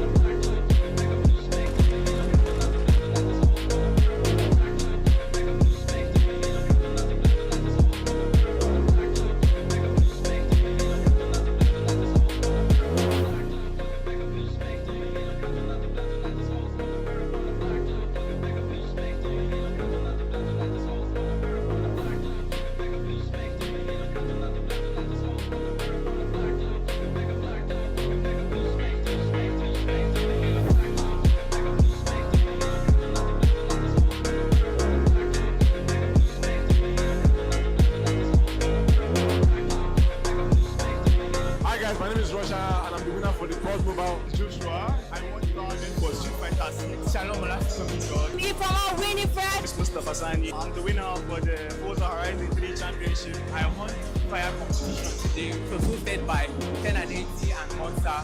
We need more of this. We need 10 more, 20 more.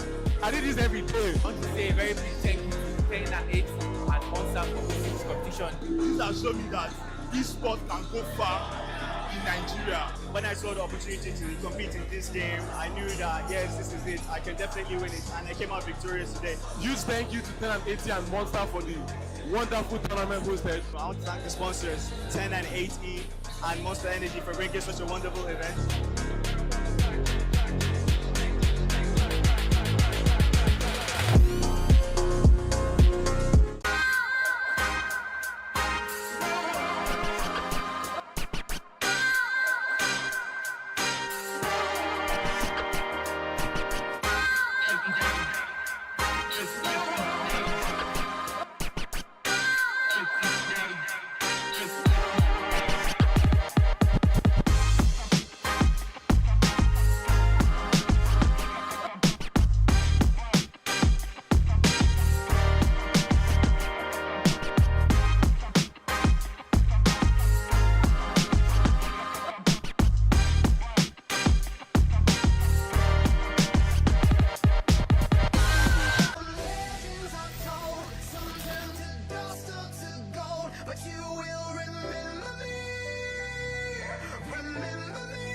Back is about to start.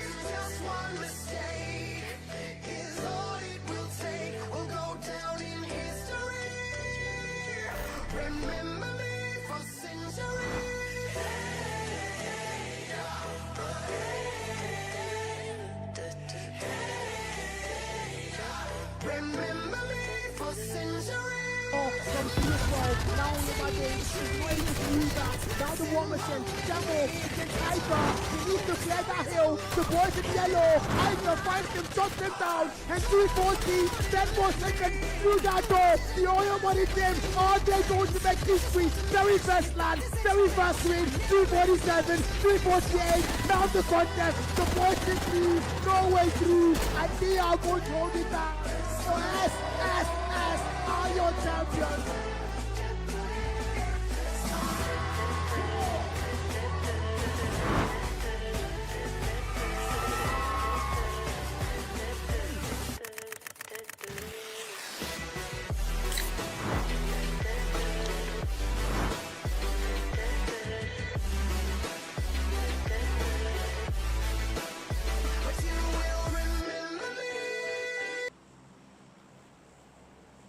All right, what's up, my good people? Again, it is your girl, Mitch Gaming, and we are back for the third game of the night. The first, second game have been nothing but pure drama. Some teams have been fumbling their chicken dinners for some reasons we are yet to understand why. But I hope now for the third game that they have a strategy that's going to be working because losing a win just like that might be the worst thing to be doing in such competition.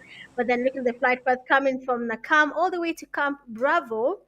This is where all the action happens, guys. Sanhok is worse.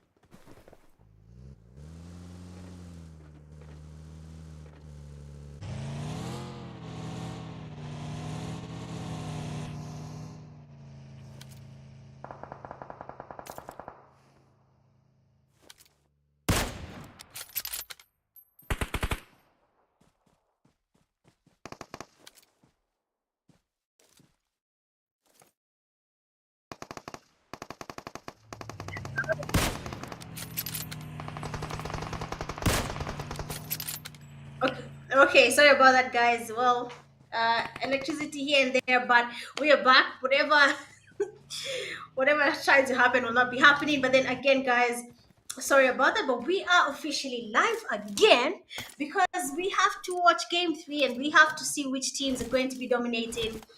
When it comes to this third game of the night, I probably have missed a couple of games, which will be quite unfortunate. Maybe you have missed a couple of fights happening here and there, but all that matters is, well, I'm here and we can get to enjoy.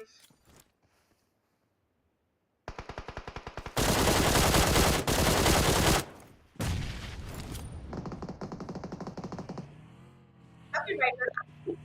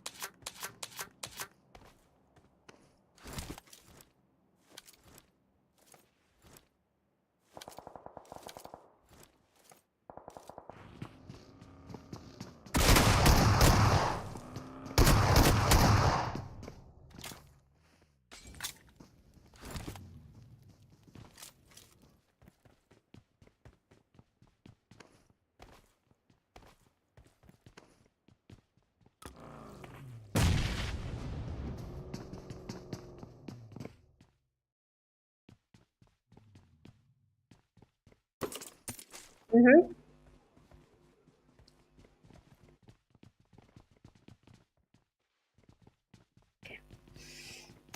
All right, so we can sorry about that again, guys.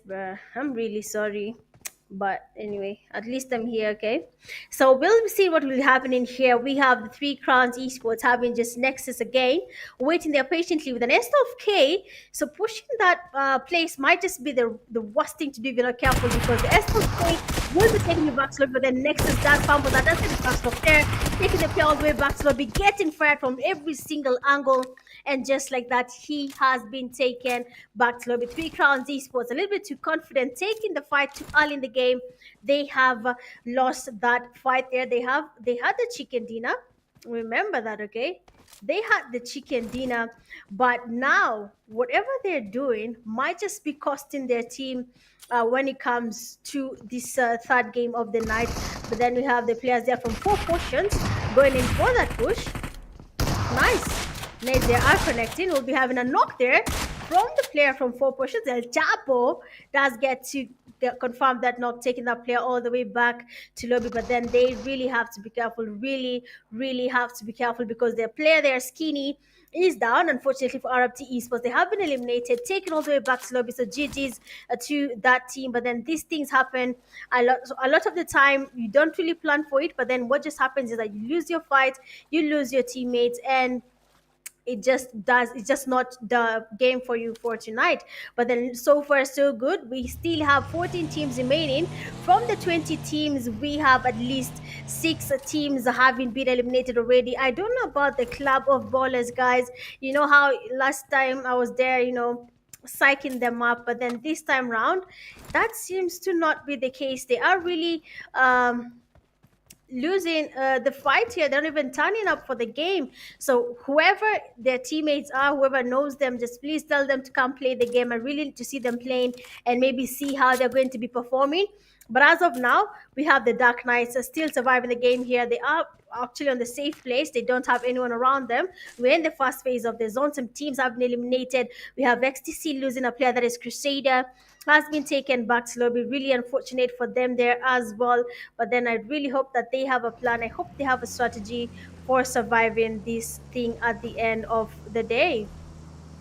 Looking at the players now from foul play, we have play pop. I almost said play Neo. Prothletes and Neo. Will be going towards the safe zone as well. They really have to be careful.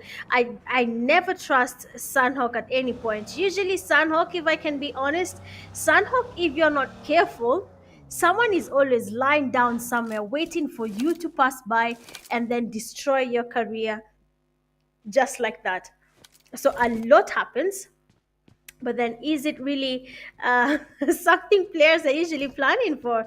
It's usually a lot of ups and downs, but at the end of the day, as long as you're enjoying the game and you have your probably kills another chicken dinner, that's what matters. No, it doesn't matter, you need to get a chicken dinner.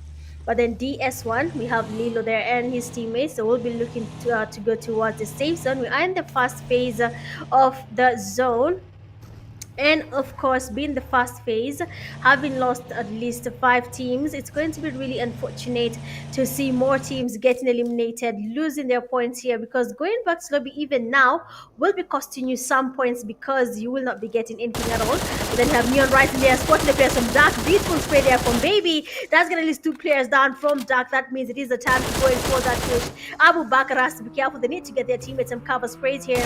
Otherwise, the players are from Neon Rising will be going in for that push. They know that the reverb is happening. The push finally takes place there. We can see the players going in. We can hear the DBS says, "You know me," is down. That guy is finally here. S12K the hand, and just like that, Dark have been eliminated. Easy peasy. Neon Rising, they have gotten easy 4 eliminations just by having one snake destroy someone's career. I said it. If you're not careful and you just do your thing and expose yourself and not think about what you're doing, Sanhok has snakes. It is a land full of snakes, literally. You know how you were taught to hit them on the head because they will do this and that to you? That is exactly what happened to Dark Team here.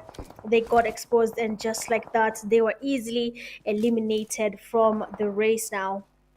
We have I can say teams are getting basically exposed now. This is Sanhok, it happens. Dream Team, 2 players down.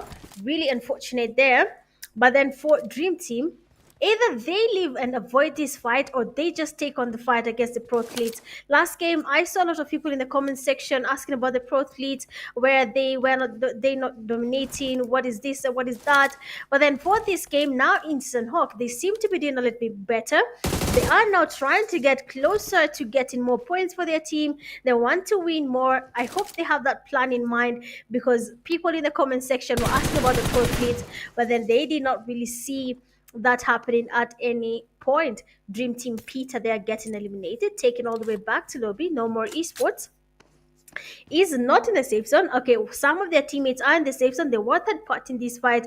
They saw the players from Dream Team. One of the players that is Aura is also in the game. That is a teammate from Normal Esports. But then they need to find a way of going towards the zone. Less than a minute. We are going to the third phase of the zone. Will it work out for them? They need to start moving as early as now. Otherwise, it's going to be GG's for these players. Looking at the players here from Pro Fleets, they are still playing it safe. They have at least one elimination to their name. They don't really have anything else other than that. So I hope they have a plan, because in terms of points, they are in the 14th place right now. So probably playing it safe and getting more eliminations, and probably a chicken dinner might just be the best thing for them, seeing that they have people in the comment section asking what is not happening with them on that side. But then if you're watching the live, guys, if you've not liked the live, are you the reason the likes do not match the number of people watching? Bro, that's wrong. No, that's very wrong, guys. If you haven't liked, please go ahead and like. It's very important to support the live stream as it continues. So far so good. Hashi Sports still surviving. They joined as a duo. Nah, Hashi Sports, where are the numbers? Where are the numbers, man? But then Hush Esports, they're getting surrounded. Foul play passing by here and there. Player 911 is down, who was looting outside the building. Why? You can hear a vehicle passing by. Why would you stay outside? But then Izanagi, they will be forced to get on a clutch happening. We've seen Izanagi playing before. We know he has the skills, but then he's outnumbered. He doesn't have the numbers anymore. The nade is connected. Izanagi quite damaged. We can hear the DBS is going in for that push, and just like that, he gets surrounded. And Hush Esports have been eliminated from the race now, having just 12 teams remaining. It is Sanhok. It is a small map, and if they continue with these numbers, the last zone will be unplayable for people who have low FPS devices. But I don't think there's anyone with a low FPS device, because why? What? Hey, if you have a low FPS device, then how are you going to survive this? Okay. But then now we have a lot happening there for teams that do not have teammates. Looking at a dream team player, Sad, he's the only person remaining from his team. But then we won't judge. We won't judge. Remember, there's a player there last game. Okay, I don't even need to remind you. But then Tribe last game, they did that thing because of one player. But what is happening now is I cannot see anyone else on the Tribe side. Mm, they were eliminated, so they fumbled that position again. But what is lucky for them right now is that Dark is also not in the game. But then looking at XTC and 4P, they're in the game. XTC already has 8 eliminations. That is going to be a very, very, very big turn on the tables. But we'll be seeing what happens in terms of the scores. But so far, zone does move. We're going to the center of Sanhok. We have Paradise Resort quite empty. No one seems to be interested in the Paradise Resort, maybe because they do not have anyone to go with there. But for Paradise Resort, it's quite empty. No one is on that side. And no more Aura getting eliminated as well. 12 teams are still remaining. Prothletes has to be careful. There is a player from Neon, not Neon, no more, just waiting just by the ridge, and that is Flame. before going in for that push. It's just but a solo does get spotted there by Neo. The damage is in there. The DBS at hand there. Does get the three fires. Doesn't really connect. Does get the damage on Neo, and just like that, Neo getting that elimination on the last player from No More Esports, and that team has been eliminated. Now down to 11. And of course, we can see the fights happening there. Vanilla, very nice name, having just him and his teammate Vanity being all people remaining from the team. They will be going in for that push and foul play. For foul play right now, they have the numbers, but then for Vanguard, they do not have the number. Vanilla going in for that push. DBS at hand there. Vanity also closer. Oh, Vanity helped wipe out that team. I wish you all knew a Kenyan song about Vanity. You'll understand why Vanity is a big name. That guy, the name Vanity, I hope he carries it properly because Vanity has a song to it here in Kenya, okay? Vanity do not disappoint us. The neon rising players here engaging a fight as well, but then you have DS1 there, one person remaining that is relaxed, but I don't think it's going to be relaxing with all these people coming towards him for that push. Their fight though might not be surviving anymore, and just like that, DS1 has been eliminated. XTC players getting closer to the players of V4. They want to go in for that push. One player is already down, but they want to go in for that push. Easy peasy, easy wipe for them, and they have been able to secure more eliminations to their name. 10 eliminations. Someone is getting moved from their position.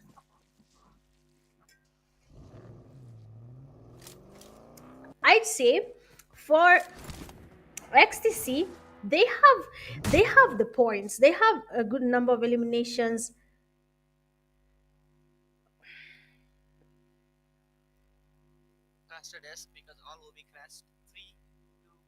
It's close. All right. Quite unfortunate. Quite unfortunate, guys, for that small mishap. But of course, we'll be coming back. But you can tell us what you think about the game, or rather, which team do you think will be dominating when it comes to this game? Of course, a lot of things here and there. A lot of fights have been happening. Well, for people that are not sure what is going on, we have seen a team. We can call it. I wouldn't say they're fumblers. I would say they're fumblers, but we have seen a team here trying to survive.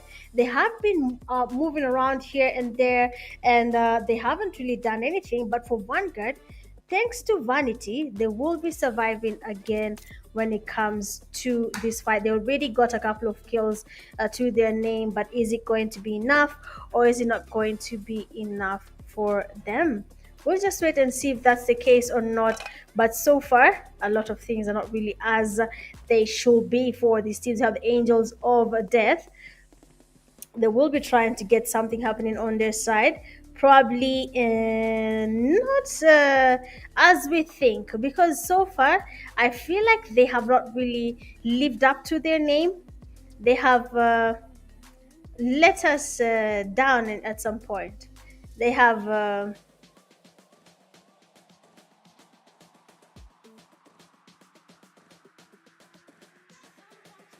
really dominating. They're not really doing what we expect them to do. We have seen the Angels of Death here and there dominating the previous stages, but then when it comes to this stage, they are not really dominating anymore. They are fumbling when it comes to the fights and how they're taking on the fights for these particular games. But you can tell me in the comment section, what do you guys think, and which team do you think is going to be winning the third game of the night when it comes to Sanhok?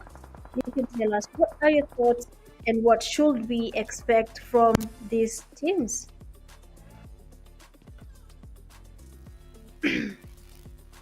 Sorry about that. A lot of screaming here and there. That's affecting the throat. But it's totally okay. Well, then now we'll be seeing what's happening right now. The players are from 10, well, actually I kept on calling them 10, 11 for some time before I got accustomed to them being just XTC. But XTC, they will be still in the game. They still have one of their teammates, Crusader. They are being taken back slowly. Of course, that was quite unfortunate. It does make them lose some teammates, or rather some morale, not even teammates, just one teammate, Crusader. That does affect the team's morale at one point. We have to accept that. If you're playing in any game, you know what happens. You lose a teammate, you lose the morale, especially if the IGL is taken back to lobby. Anything happens on that sort, you get to lose your morale. But then you have XTC player Amar will be trying to get the damage down. One player is already down from the four potions, that is El Chapo. But for Skinny, honestly, Skinny, I don't know about you, but I think Skinny is the one carrying the team. Skinny is dominating everywhere, left and right. He's dominating literally around the game there. But we have the players there from XTC. They will still try to continue getting some damage on the players from four portions. The zone has closed in. We have the Pro League, we have GTS, we have Angels of Death, we have Vanguard, we have four portions. All these teams are still in the game, but then will they be dominating, or will the tables be turning sooner or later? Because what is not happening? Everyone is just everywhere. No one is thinking through their attacks. They want to be in the middle of the fight. They want to be the ones dominating. But so far, so good. Looking at the players from Dream Team, the zone is closing inside. Being the only person remaining from his team, he has to make it to the safe zone. The damage from the zone right now is quite high. We are in the fifth phase of the zone, so of course there will be some pressure when it comes to going towards the safe zone. Pro Athletes player right in front of him. Oh, the damage. Dream Team player Sad has the upper hand right now. He needs to go in for that push. They are getting the V5. He does get the fast talk in there. Pro Athletes, they're getting surrounded by Sad. Exposing himself there. We can see the damage from Great. Sad, you have to be careful. One grenade is enough to take on the Pro Athletes. All he needs is a Kobe. But then it seems like this time now he doesn't have the nade. Actually, he has 3 grenades. I wish he cooked up those nades. 3 grenades is a lot, guys. I don't know about you, but then 3 grenades is a lot to change the fate of your team. But then we cannot really tell him what to do because they're just watching from this side. But then he fumbled that wipe on the Pro Athletes. But then let's see what will be happening. Whether we'll be having survival like the player from Tribe, or we'll be having the last player there, Sad, being taken back to lobby. All this depends on his skills and how he takes on the fights when it comes to this game. So far, looking at the zone now, I can tell since it's a fifth phase, every single team is pressured to make it to the safe zone. Pro Athletes player their trigger, trying to get the healing happening. Ragnar outside the zone, you need to make it to the safe zone. Does make sure he gets a faster on the Angel of Death player. I mean, if it works, it works. No one should tell you anything. As long as it works, that's what matters. The zone there is quite damaging. Teams are getting eliminated, been taken back to lobby. 4 potions player. Is it Ragioso? What's the meaning of Ragioso? I need to know so that next time I say it with the meaning. But then we have him still surviving. The pro player there, Trigger, outside the zone, has to get moving as well. He needs to be in the safe zone because when the zone closes again, he will not be able to do the healing he's doing outside the zone. But the next to CMR, making sure this player does not go towards the safe zone, is waiting for that player to go towards the zone, and he'll be taking him back. So he immediately exposes himself there, and Amar, waiting patiently, does get that elimination. Easy peasy for him there, and that was an easy wipe for him. GG's to you, Amar. A lot is happening, guys. I don't know about you, but then this is Sanhok. We tend to see such things happening in Sanhok. It happens here and there, so we just have to wait and see. From the 4 teams remaining, which team will be giving us the chicken dinner? But then you have Amar. They're going in for that push. Tryout will be cooking up a nade here. He has a player from XCC getting closer. He has to be careful. 1 grenade will be enough to take him back to lobby if it is bounced properly on the window without losing that nade. Bego has to be careful as well because Tribe right now cooking up the nades might just be a Kobe on Bego, but then Bego as well is cooking up a nade for Azrael. He's waiting also patiently for someone to make a mistake, and now we'll be seeing the Angel of Death player Azrael getting a knock there from the players from XTC. But will that be possible? 2 strong teams finally encountering each other. I need to see which team will be getting all the chicken dinner. But then El Chapo exposes himself there. Amar getting the first knock. Vanity as well getting eliminated. Wow, Amar. That's actually really good. But then Skinny has the upper hand here. He can easily get a knock on Amar there. He is quite exposed there, but then he has to be careful. Amar has a beautiful spray, and he can easily get a knock on the players there. We have Skinny get a knock on Amar. Finally uses the IQ that he has to see that this player can easily be spotted. And they trying to get cooked up here, but then try out that part in the party and does get knocked. Skinny here. Now the game is getting a little bit heavy for these players. XTC getting the river on Amar here. Quite close for Bego. If they were 1 second late, Amar would have been taken back to lobby. So that's really luck ringing on their side for XTC, but they need to get moving as fast as possible. Otherwise, this will not be their game. Angels of Death. We have a tryout, that is a AOD tryout. We'll be waiting to see whether he can take on Skinny again as well, snaking towards the players from XTC. One simple mistake, and we'll have Israel taking this team back to lobby. One simple mistake is all that takes to take this player all the way back to lobby, depending on what Azrael sees. But then having going for that push, a beautiful spray there from Bego, not even a spray, the S2 KP fire does get the damage on Azrael, but then good cover spray from Tryout. Excuse me, Bego will be getting closer. Amar. Ooh, I actually like how he's thinking right now. We have tried, they're going in for that push. We have the player as well. Been eliminated. One person remains standing from the Angels of Death. Bego going in for that push. They can see the player there. Beautiful pre-fire from Bego. The jump shot does actually connect, and Bego immediately knows that this player is quite low. So why not going for that push? 4 positions. Bego is on a roll right now, getting the stocks back to back, getting the last player from 4 positions. Might just be his plan here, and just like that, Amar's Kobe does connect, and we have finally, after a very long time, winner chicken dinner for the XTCs. Finally, they have gotten a chicken dinner. They were on a roll, we have to call it. They were on a roll, and they wanted to have that win regardless of the situation. They needed that chicken dinner rolling for their team. Beautiful calls there from the team, and they have gotten their well-deserved winner chicken dinner. Excuse me. Looking at the team starts now, we have the players there. We have Ecstasy Bego getting 6 eliminations and 963 damage. Crusader 0 eliminations, 76 damage. Traitor 4 eliminations, 589 damage. But then Amar comes in with 9 eliminations, 1328 damage. Insane damage they are coming from Amar, to be honest. But then looking at the eliminations for this game, 72 eliminations from this game, knockouts 70, total healings 777, 0 vehicle eliminations, 27 assists, and 5 grenade eliminations. Of course, totally expected. We love to see it when people try their best to get their skills running, especially the grenades. We saw the player who was using the nades, and that was none other than XTC Amar. Looking at 10-11 head-to-head with Neon Rising, 2,956 damage for XTC. We have Neon Rising getting 1,904 damage, 16 knocks for XTC, with Neon having 10 knocks, and 90 eliminations XTC, 12 eliminations Neon. Total points for XTC 29.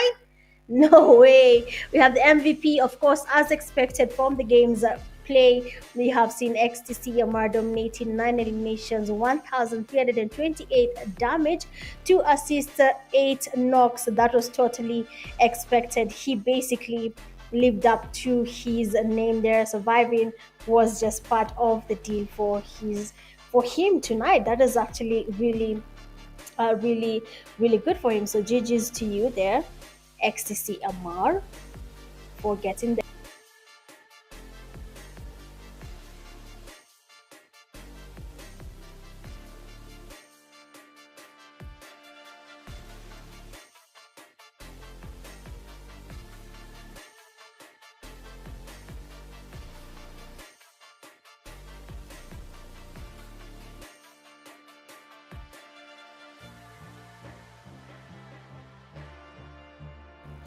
Okay, looking at the match stats, it's kind of a blank there, but we have XTC Amar, they're getting 9 eliminations.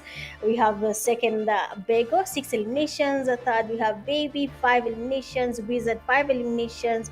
And then your Traitor with 4 eliminations. So those are the top players when it comes to match 3. And of course, Amar, we expected him to be there together with Bego.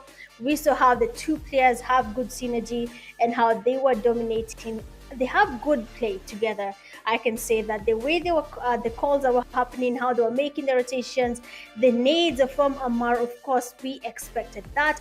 Look at the match rankings from the third match. We have XTC getting 29 total points. GG's to you guys. Neon Rising getting 11, 4 portions. 13 neon portion, 4 portions getting 11, Vanguard 8, Foul Play 7, Time of the Fourth leads together the Angels of Death. Honestly, for Angels of Death, I'm a little bit worried about their play tonight, but probably they have something on their plate. We're not sure. But then Dream Team Time with 3 Crowns Esports and Vortex 4am with 4 points, Ragnar and Nomo Esports with 3 points, RFT Esports, Tribe Warriors, Hash Esports, and Team Luik 1 point each. And then you have Afro Esports, Dark Knights, DS1, and the Club of Ballers having 0 total points each. That is, honestly, I don't know about you in the comment section, but you can tell me what you think. But according to what I'm seeing, I feel like the players here from Angels of Death are not really living up to their name, seeing how they played the previous game. 3 Crowns Esports, for them, this game might just be the thing that gives them a turn in terms of the results. But we'll be seeing whether that's the case or not. We'll be looking at it to see what will be changing or what will not be changing. But if I'm being honest, that's really unfortunate for them. But then XTC, looking at the overall top players, we have XTC Amar, 15 eliminations. Merrick has been thrown all the way to the 5th. Wow, 8 eliminations for Merrick. They had 5th place. But then you have 2nd place, Bego with 9. Third, we have 4P Ragioso, 7 eliminations. And then we have Neon Wizard with 9 eliminations. I think the damage there for Ragioso is quite high. And of course, that does change the scene here for him. It's just, excuse me, it's really unfortunate, but for Merrick, to be honest, he was dominating. But then now we have Amar there comes in and says, well, I was just warming up for the first 2 games. I think now it's time for people to take a chill pill and let me do what I gotta do. And just like that, from the overall standing match 3, we have XTC getting 43 total points, 3 Crowns getting 33, 4 Potions 29, Tribe at 26, tied with Duck, Neon getting 24, RFT Esports 15, tied with No More Esports. They have Afro Esports with 14, V4M 13, Vanguards and Prothletes 11, Dream Team 10. AOD and HE9 play with 8, DS1 7, Ragnar 4, Team Luik 2, and then Club of Ballers 0 total points, which is quite unfortunate for them.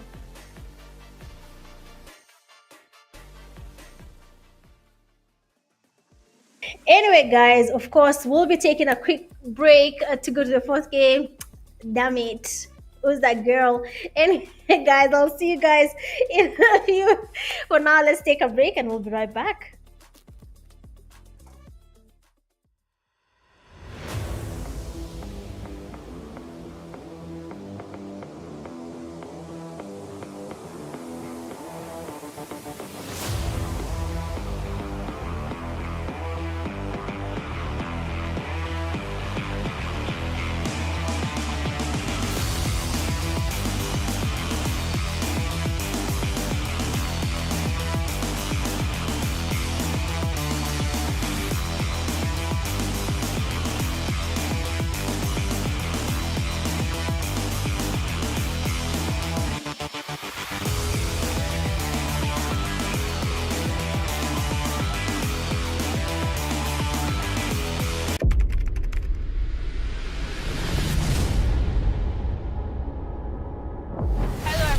Welcome to the Pioneer edition of the 10NET Campus Game Fest 2025, and we are live at the University of Ibadan.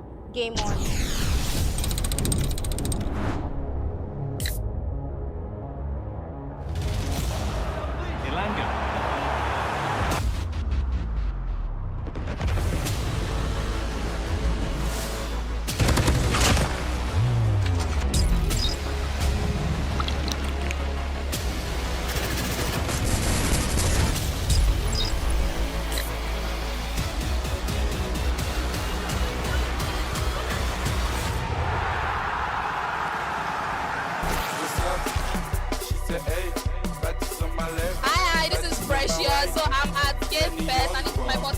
Game Fest, and I've been loving it so far. My favorite game of today is Just Dance. My name is Osaz. I won the FC 25 tournament. But it was a very tough tournament, especially the first game. I went to penalties after extra time.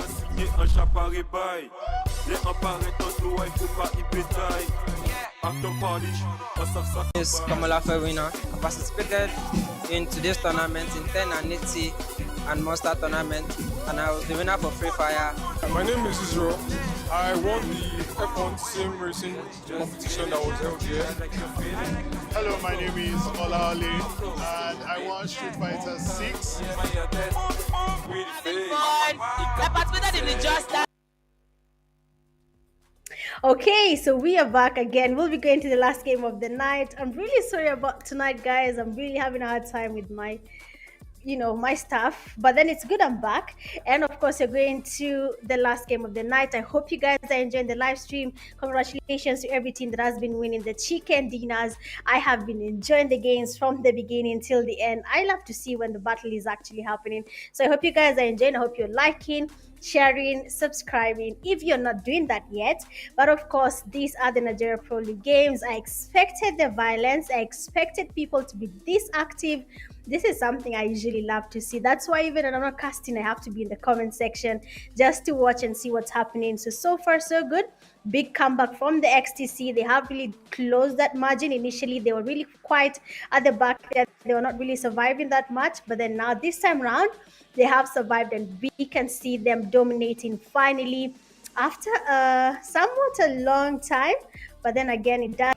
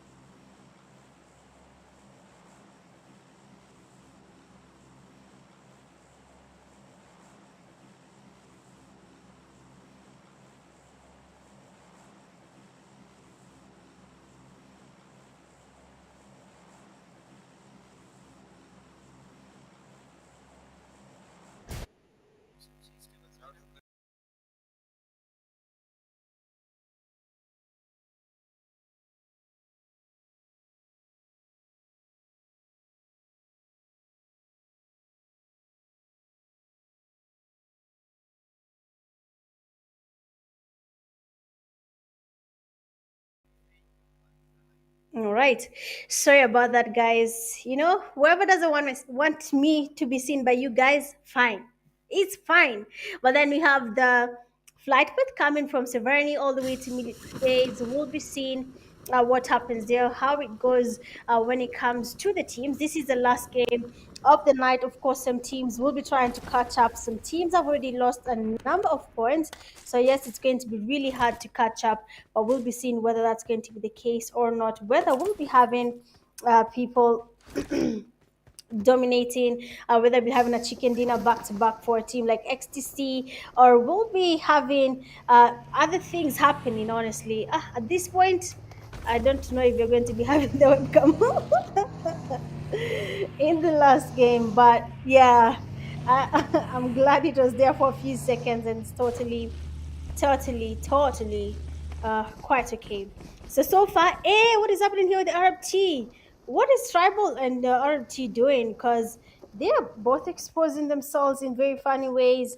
And now they have lost some players. You can see what has happened to RFT Esports. They've lost one player, and they have to find a way of maybe surviving now since they have lost one player. So it's kind of a shaky situation for them there. We have Rickles getting knocked as well. Ninja going away from this fight. I think this is the Asia landing spots. Initially, the first game Erangel, they still landed here. They took on an early fight. They survived that. But then for this last game of the night, the tables are somehow turning for them, and it's not really going as planned for them. So it's really, really unfortunate. But you know what? These things happen. Don't let anyone tell you anything. These things happen. So far, we have at least a couple of players, not really teams of them players, have been eliminated, and it's really unfortunate that a team like Arab T, they're lost at least. I can say the three players will be a little bit of a heavy load on the person remaining right now. You can see what's happening. Tribe Warriors are trying to scout out the place. They're trying to see if they will spot him, but they are not really going to spot him, seeing he's not really exposing himself anymore. But then you have Vortex 4 a.m. We have them getting a knock there. Rogue has a knock and a thrust immediately. And Nate is getting caught up by Hamis. Is it going to be a Kobe though? DS1, you have to be careful that Nate Lilo, that's the first knock there. Beautiful Nate from Hamis will be taking a sticky bomb and putting it on the door. I wish he put it on the door there so that he can have some view on the revive as it happens. So we have Aluka there being taken back to lobby. This is the last game of the night. I mean, today, whatever forces those are, I have suffered. But you know what? What matters is that we're here, right? And I hope you're liking the live. If you're not liking the live, that is haram, brother. Very much haram, okay? Habibis, you are doing haram things. But then it seems like DS1 there has been able to get a revive. And for Hamis, he delayed that push. He should have gone for that push before they got the revive. That would have been the best call. They would have survived that because the revive would have taken place with a lot of struggling. And if you put in the pressure, the revive wouldn't even have happened in the first place. So we have Rogue there changing his position, but then he has to be careful. There is a player from DS1 right by the warehouse waiting there patiently. The player doesn't want to expose himself at any point. He hasn't engaged even for 1 second. He has not even engaged at all. And excuse me, it's very unfortunate for these things happening. You know, sometimes you're waiting there and then someone comes and gets you while you're surprised. A lot of things happen, but you know what, it is what it is. But we get going, right? So we have the Angels of Death. We have Jay there watching. There's a team passing by right in front of them. Yes, the person said lights go for Casta. True. Today is that one day. I don't know why it has chosen today, but it's fine as long as I'm going and coming. I think that's what matters. At this point, I've even stopped using Wi-Fi. I'm not using data, so in case it goes off, I'll still be around. So club of ballers. Oh, what? They finally are here in the game. That's been a long time coming. Yeah, what was that play from God? He has exposed himself. They're really unfortunate. They would have gotten knocked if they were not really careful. But then you have a knock there on the player that is guard has been knocked. Zaza, you need to find a strategy that will be able to get your teammate revive their guard quite low. Luckily for him, there is some barriers here that they can easily get the revive and change their location. They are getting third party. They have the DTS team. They're watching them as they get the revive. DTS player moving around the vehicle. He wants to get at least another knock there. He has to be careful though. Beautiful spray there.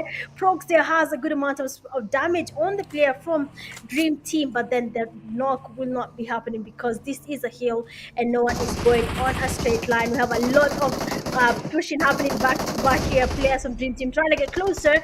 God there does get knocked by the Dream Team player, but then the nade does get a knock on his team as well. But then the players from Travel Ballers, you have to be careful. They're getting the damage there. The VBS starts to the shot there. He tries to get another damage in here, but then the player there from Dream Team No way, he actually was about to get that knock happening, but then you have Zaza there closing as well. There are two players from Club of Ballers already down. They have to be careful. Dream Team Peter quite low. His teammate there does come in with the cover, but then Dream Team player, the last standing player, Storm, he is quite low. Actually, two players remaining, but then Zaza, the drop shot does not really work for him.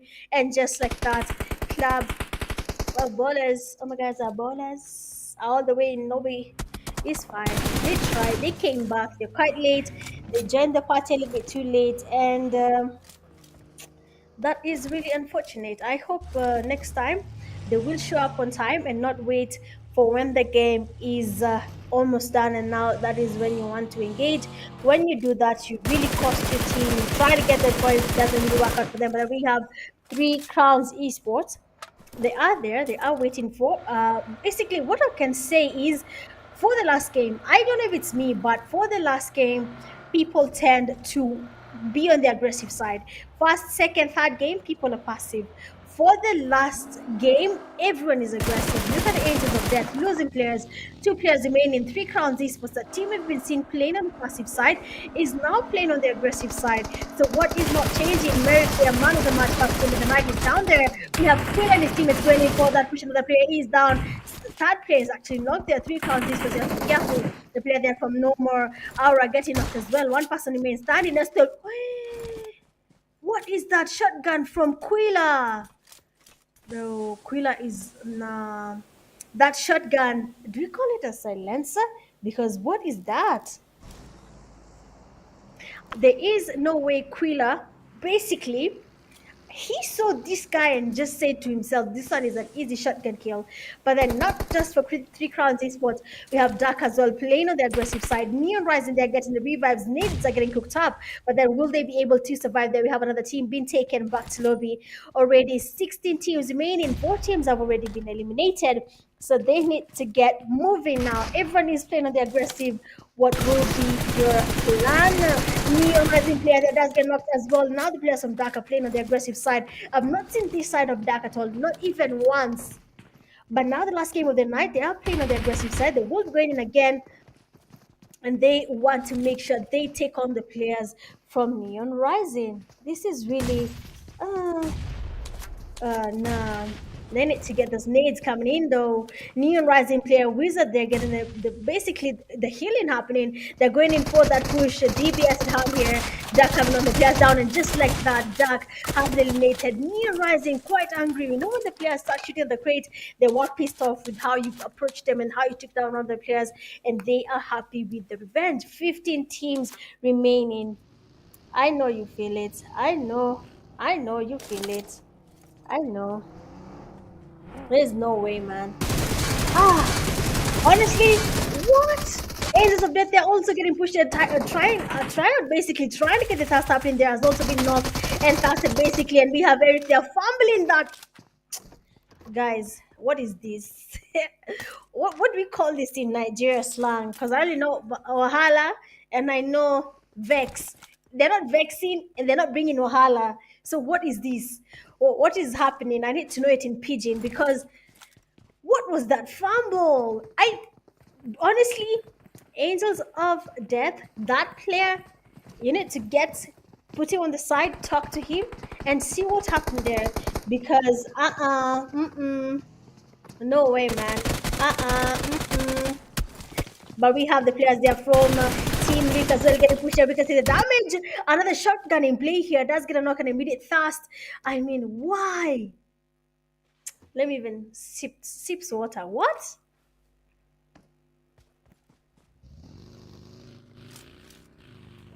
So we are in the second phase of the zone.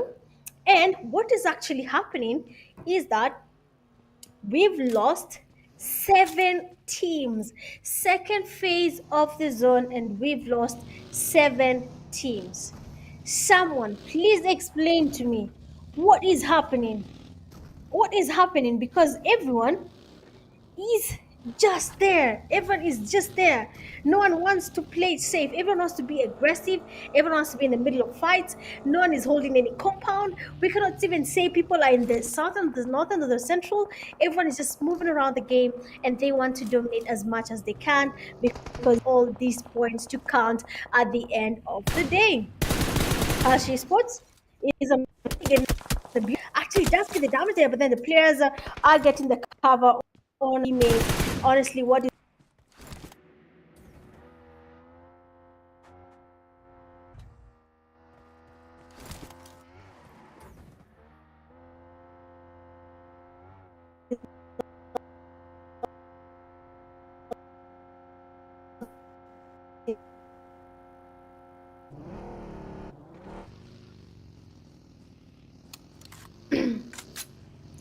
sorry about that?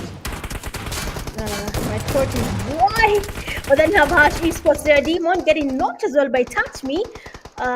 So Tribe Warriors is finally here. They want to touch some people. They are taking them back to lobby. Harsh is Nagi getting damage. They are trying a third party. Look at Tribe Warriors. Honestly, I know I'm not the only one noticing this, but a lot is happening. The teams here are no longer playing it safe. Everyone wants to be at the middle of every single fight. And just like that, Surgery getting the last player from Hashi Sports Izanagi all the way back to lobby 12.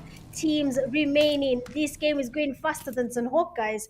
Sanhok is usually fast, but then this, I think, is the fastest game I have witnessed in a very, very long time. I mean, something is just I think players are ready to do that thing. I know they want to dominate. You can just tell with how they're making the calls. No one wants to be left behind. Everyone wants to be at the center of a fight.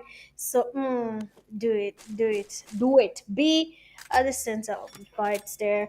But then you have Tribe Warriors player touch me. They are trying to get the loot happening here, looting happening. Sorry, but then there's a team also getting close. I can see a Dream Team player closing in on the players from Tribe Warriors. So we'll be seeing whether they'll be taking on that fight or not. But for now, we have foul play making their rotations towards the safe zone, and probably. Hmm, will it be possible for them to go towards a fight? Because looking at where Neon Rising is, if foul play comes towards this side, they're probably going to be engaging against Neon Rising. Because if I'm not wrong, this is the compound just beneath where we have Tribe Warriors, where they've taken on the players from Ashi Sports. If I'm not wrong, I usually say I know Erangel like the back of my hand. Every building, I don't need even to see the outside. The building just makes sense, and you know where you are. So we have Dream Team Peter. Their teammate there, Jax, has been knocked. Everyone is playing aggressive. Are you guys sure this is a McLaren? No, you guys are lying, man. It doesn't sound like a McLaren. Let me think about it. Hmm. Okay, let it move, then we'll see. But then have Dream Team player here, Sad. Exactly. This is not a McLaren. Unless they had another one, but I'm not sure.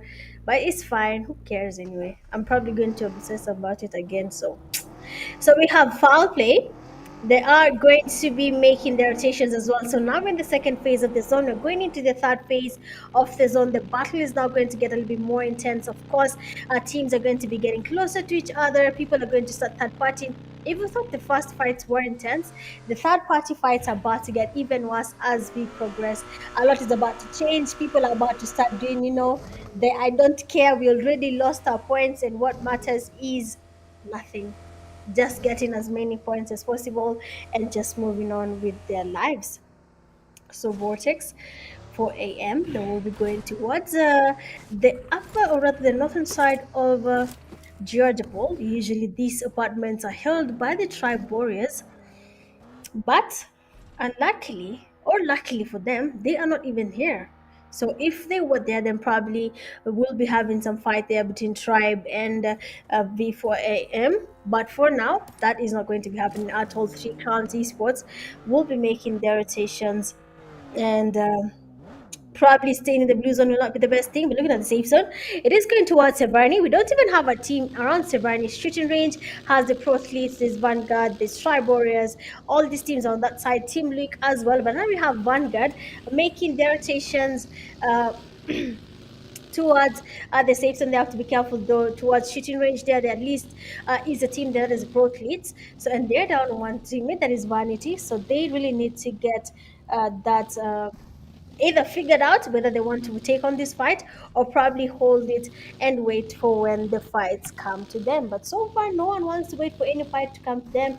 Everyone wants to be on the aggressive side, and everyone wants to get as many eliminations as possible. So let's see if they'll be having that going on or not. Yes, Hash bottled that. That's true. That's true. They really bottled that. And no way. Yeah,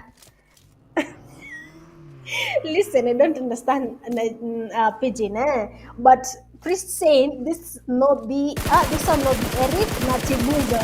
Whatever he said sounded funny in my head. I don't know what it means, but he potato. That's what I was kind of cheapo. But that was bad, man. I don't know what happened. What was playing when he saw this player passing by, but then the dream team as well is Chibuzoing this fight.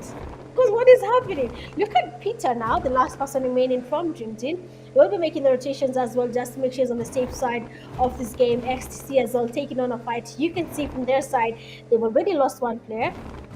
Another one is down. Ecstasy has been playing aggressively from the beginning, so I can understand if they've lost a couple of teammates along the way. That of course does happen. We will be seeing if that's going to be the case or not. But then you have the player, the Arab esports player, Rodo moving around the vehicle. They have to be careful. Cooler that does get the beautiful spray and damage on this player, but then Rodo is trying to go as far as possible. 3 crowns esports getting that chase happening there. The vehicles, supercars are the worst vehicles to use there, but we have the damage from the SK. Roda getting one of there. The damage from the players from 3 crowns, that is none other than Merrick giving the teammates cover, but then Roda would have easily eliminated the players from 3 crowns if they were not careful, because he was already having the upper hand. Fast knock, he made the teammate there from 3 crowns. This was panic, but they have Merrick watching the fight. They're making it really hard for Rodo to survive that fight. Neon Rising, we have Neon Don't Cry and his teammates now still playing on the safe side. They are in the tunnels near shooting range. They do not want to engage at all. They want to wait till the end of the game, and now they can engage. 9 teams remaining right now. We are in the third phase of the zone, going to the fourth phase of the zone, and we'll be seeing whether we'll be having a fight or not, or we'll be having all these teams coming to play in the last zone for this game. But as usual, guys, if you're watching the live, have you liked the live stream? If you're watching from YouTube and it is not yet subscribed, why? Why? Stop vexing me. Oh yeah, I'm about to be Nigerian. But then have the pro say a trigger, trying to get the damage there with the spray, but then doesn't really connect. But that means they have exposed their location. So that team knows that there's a team right next to them, and that is the Prothletes. We have Vanguard player there, Vanilla. Why do you call himself Vanilla though? Why call yourself Vanilla? Hi, why? But you know what? Maybe he has his goals. Maybe he has his plans. He has his plans on how to go about it. But then you have the players there from Tribe. Getting the damage on T-Bag. The first knock is in there. T-Bag being knocked, of course. If you're knocked, this is a competitive scene. They will make sure they take you back to lobby. But then the players there from Vanguard, they will be losing players one by one. Tribe Warriors getting closer to them as well. They want to take as many knocks as possible, because as you can see, we finally have a vehicle knock from the Tribe Warriors player. That is Top C. Hey, Top C. I think I hope they bought this guy some water or something, because he did that thing. You have to give him that. But then Vanilla, they're getting pushed for Top C. Quite low. Oh my days. Oh my days. That is not even a violation. That is not even a violation, guys. There's nothing. We cannot call it anything. No way, man. But then I don't know about Tribe Warriors. Today, I think I am just a snake, guys. I don't have a favorite team. I am changing teams. I'm changing players. I'm changing literally everything. Because why is everyone suddenly so good at the game? Why is everyone suddenly so determined to do the thing? Look at that spray from Merrick. That was beautiful. But then again, we cannot say anything. So far, 3 crowns have been 7 eliminations. They will be going in for that push. Nexus again and his teammates are going in for that push. The nade has actually connected. The period has get the devil. The devil. Merrick still trying to get the cover of sprays on his teammate as they get the push happening there. Aquila cooking up the nades. Will this be a Kobe there? They have to be careful though. Aquila and his teammates are not really giving up the nades. They're getting cooked up. We have Rogue there trying to get back up here, but then as soon as you fall, getting back up is usually very, very hard. I won't even lie, but then we'll be seeing whether that will be happening or not. But then 3 crowns. Come on, Jojo. Jojo does get the first knock there on 3 crowns. He's supposed to but then Quilla with the flag there does get to Jojo. Trying to get the damage up and the nade there from 3 crowns. He's for Devil does get the knock there. And we have a team third part in this fight. So we can see the sprays. Quilla has to be careful. Someone can't see this fight as it happens. But then GG's to them. They have been able to eliminate Vortex 4am. And just like that, they will be trying to get the revive on their knocked teammate.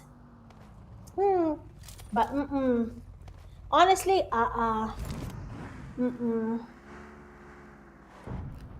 no way, man.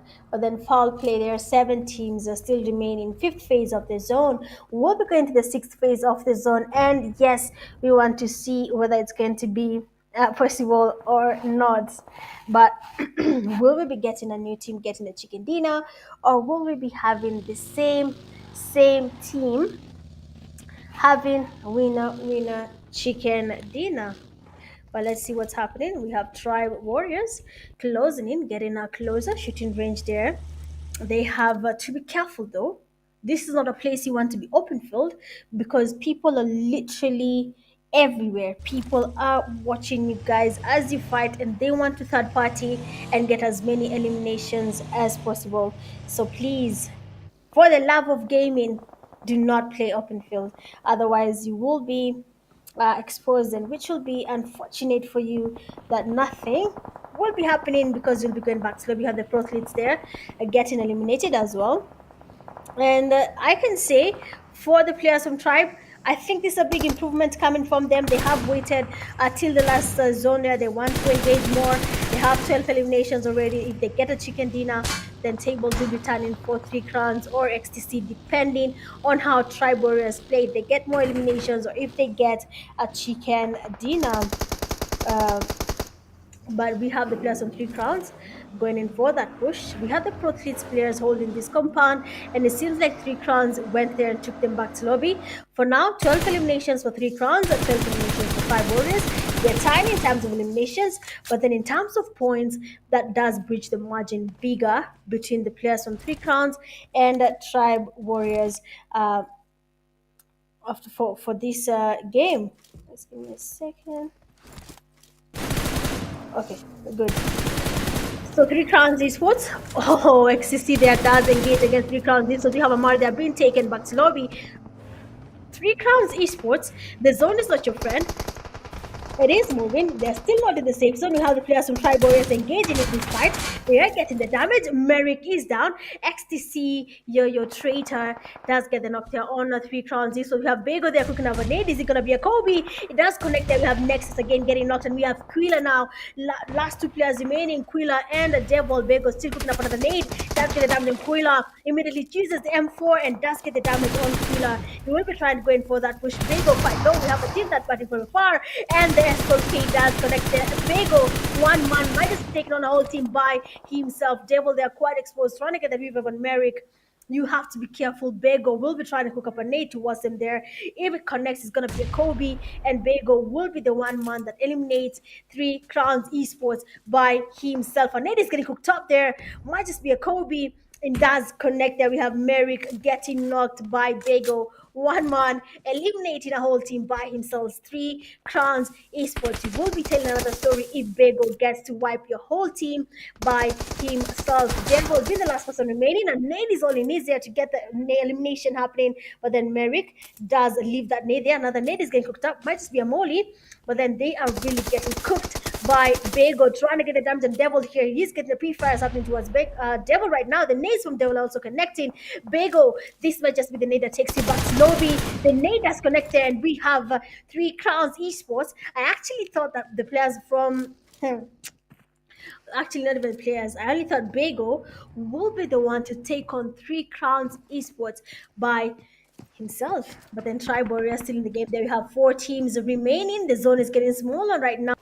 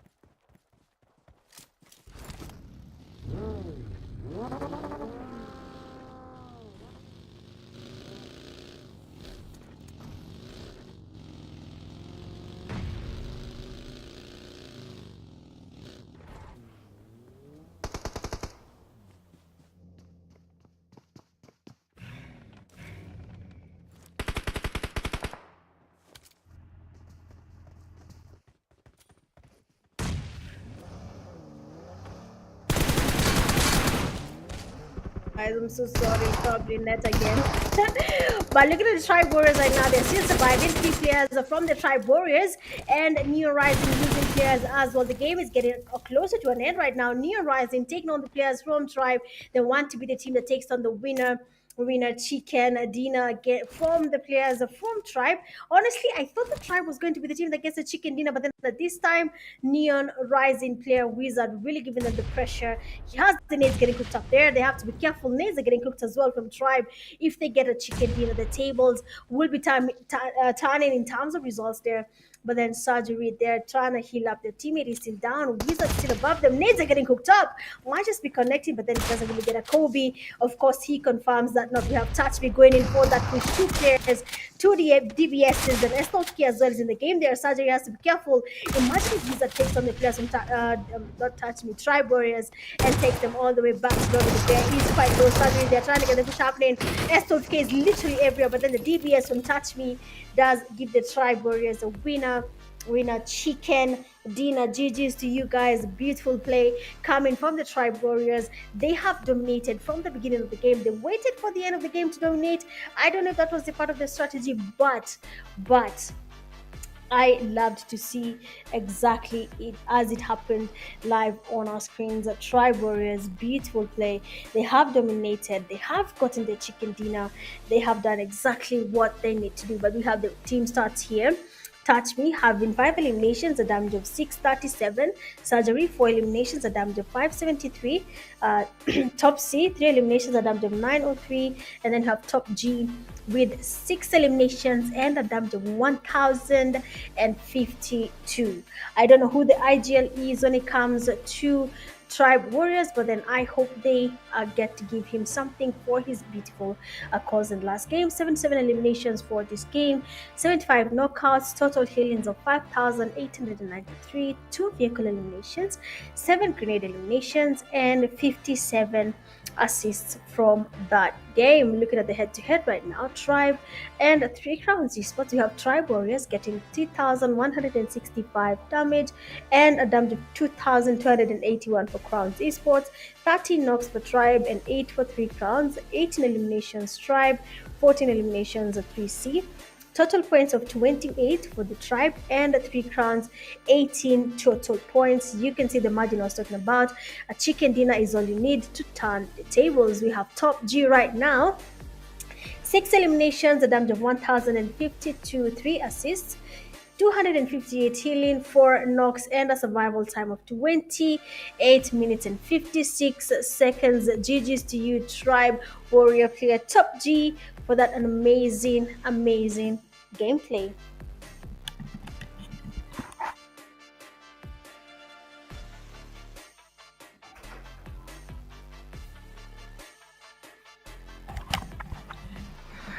Looking at the top players for match 4, we have top G6 eliminations, a damage of 1052. Devil coming second with 5 eliminations, a damage of 1029. Play Pain 4 eliminations, a damage of 879. Touch Me 5 eliminations, a damage of 637.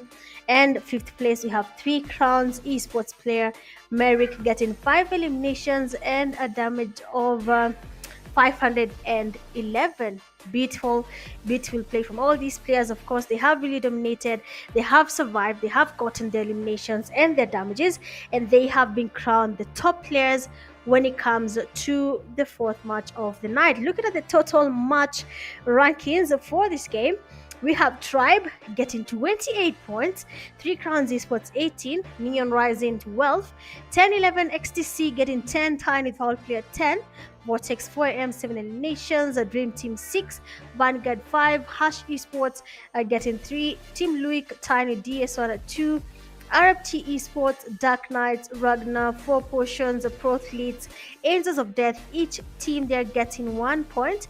Afro Esports, Normal Esports, and Club of Ballers, all of them getting 0 points from the fourth match, which is really unfortunate, guys. Some teams, honestly, Club of Ballers, I really hoped they try and come back, but that's not possible. Looking at the overall top players for tonight, we have XTC Amar 18 eliminations with 2286 damage. We have Bego coming in second, 12 eliminations, a damage of 2898.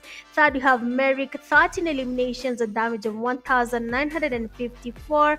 Fourth place, we have Devil, 12 eliminations, a damage of 2105. And then fifth place, we have Tribal Warrior player, that is top C, 10 eliminations and a damage of 1927. Look at the overall standings. After the fourth match, we have Tribe getting 54 points in total.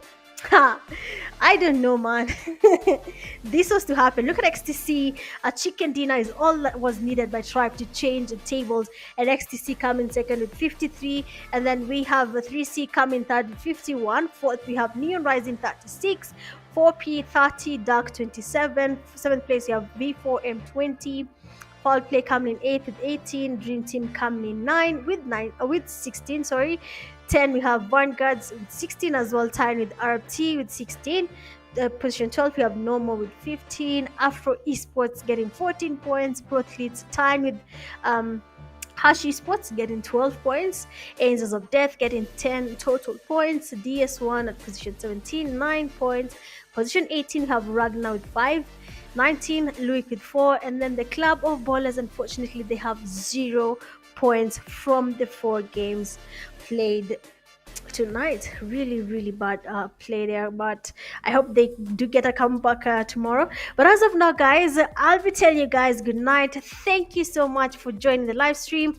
I'm really sorry for all the hiccups you've experienced tonight. It was really unexpected, but all in all, please make sure you like before you leave the live and subscribe if you're yet to do so. But for now, it is good night from your girl Mitch Gaming, and I'll be seeing you guys next time. Bye.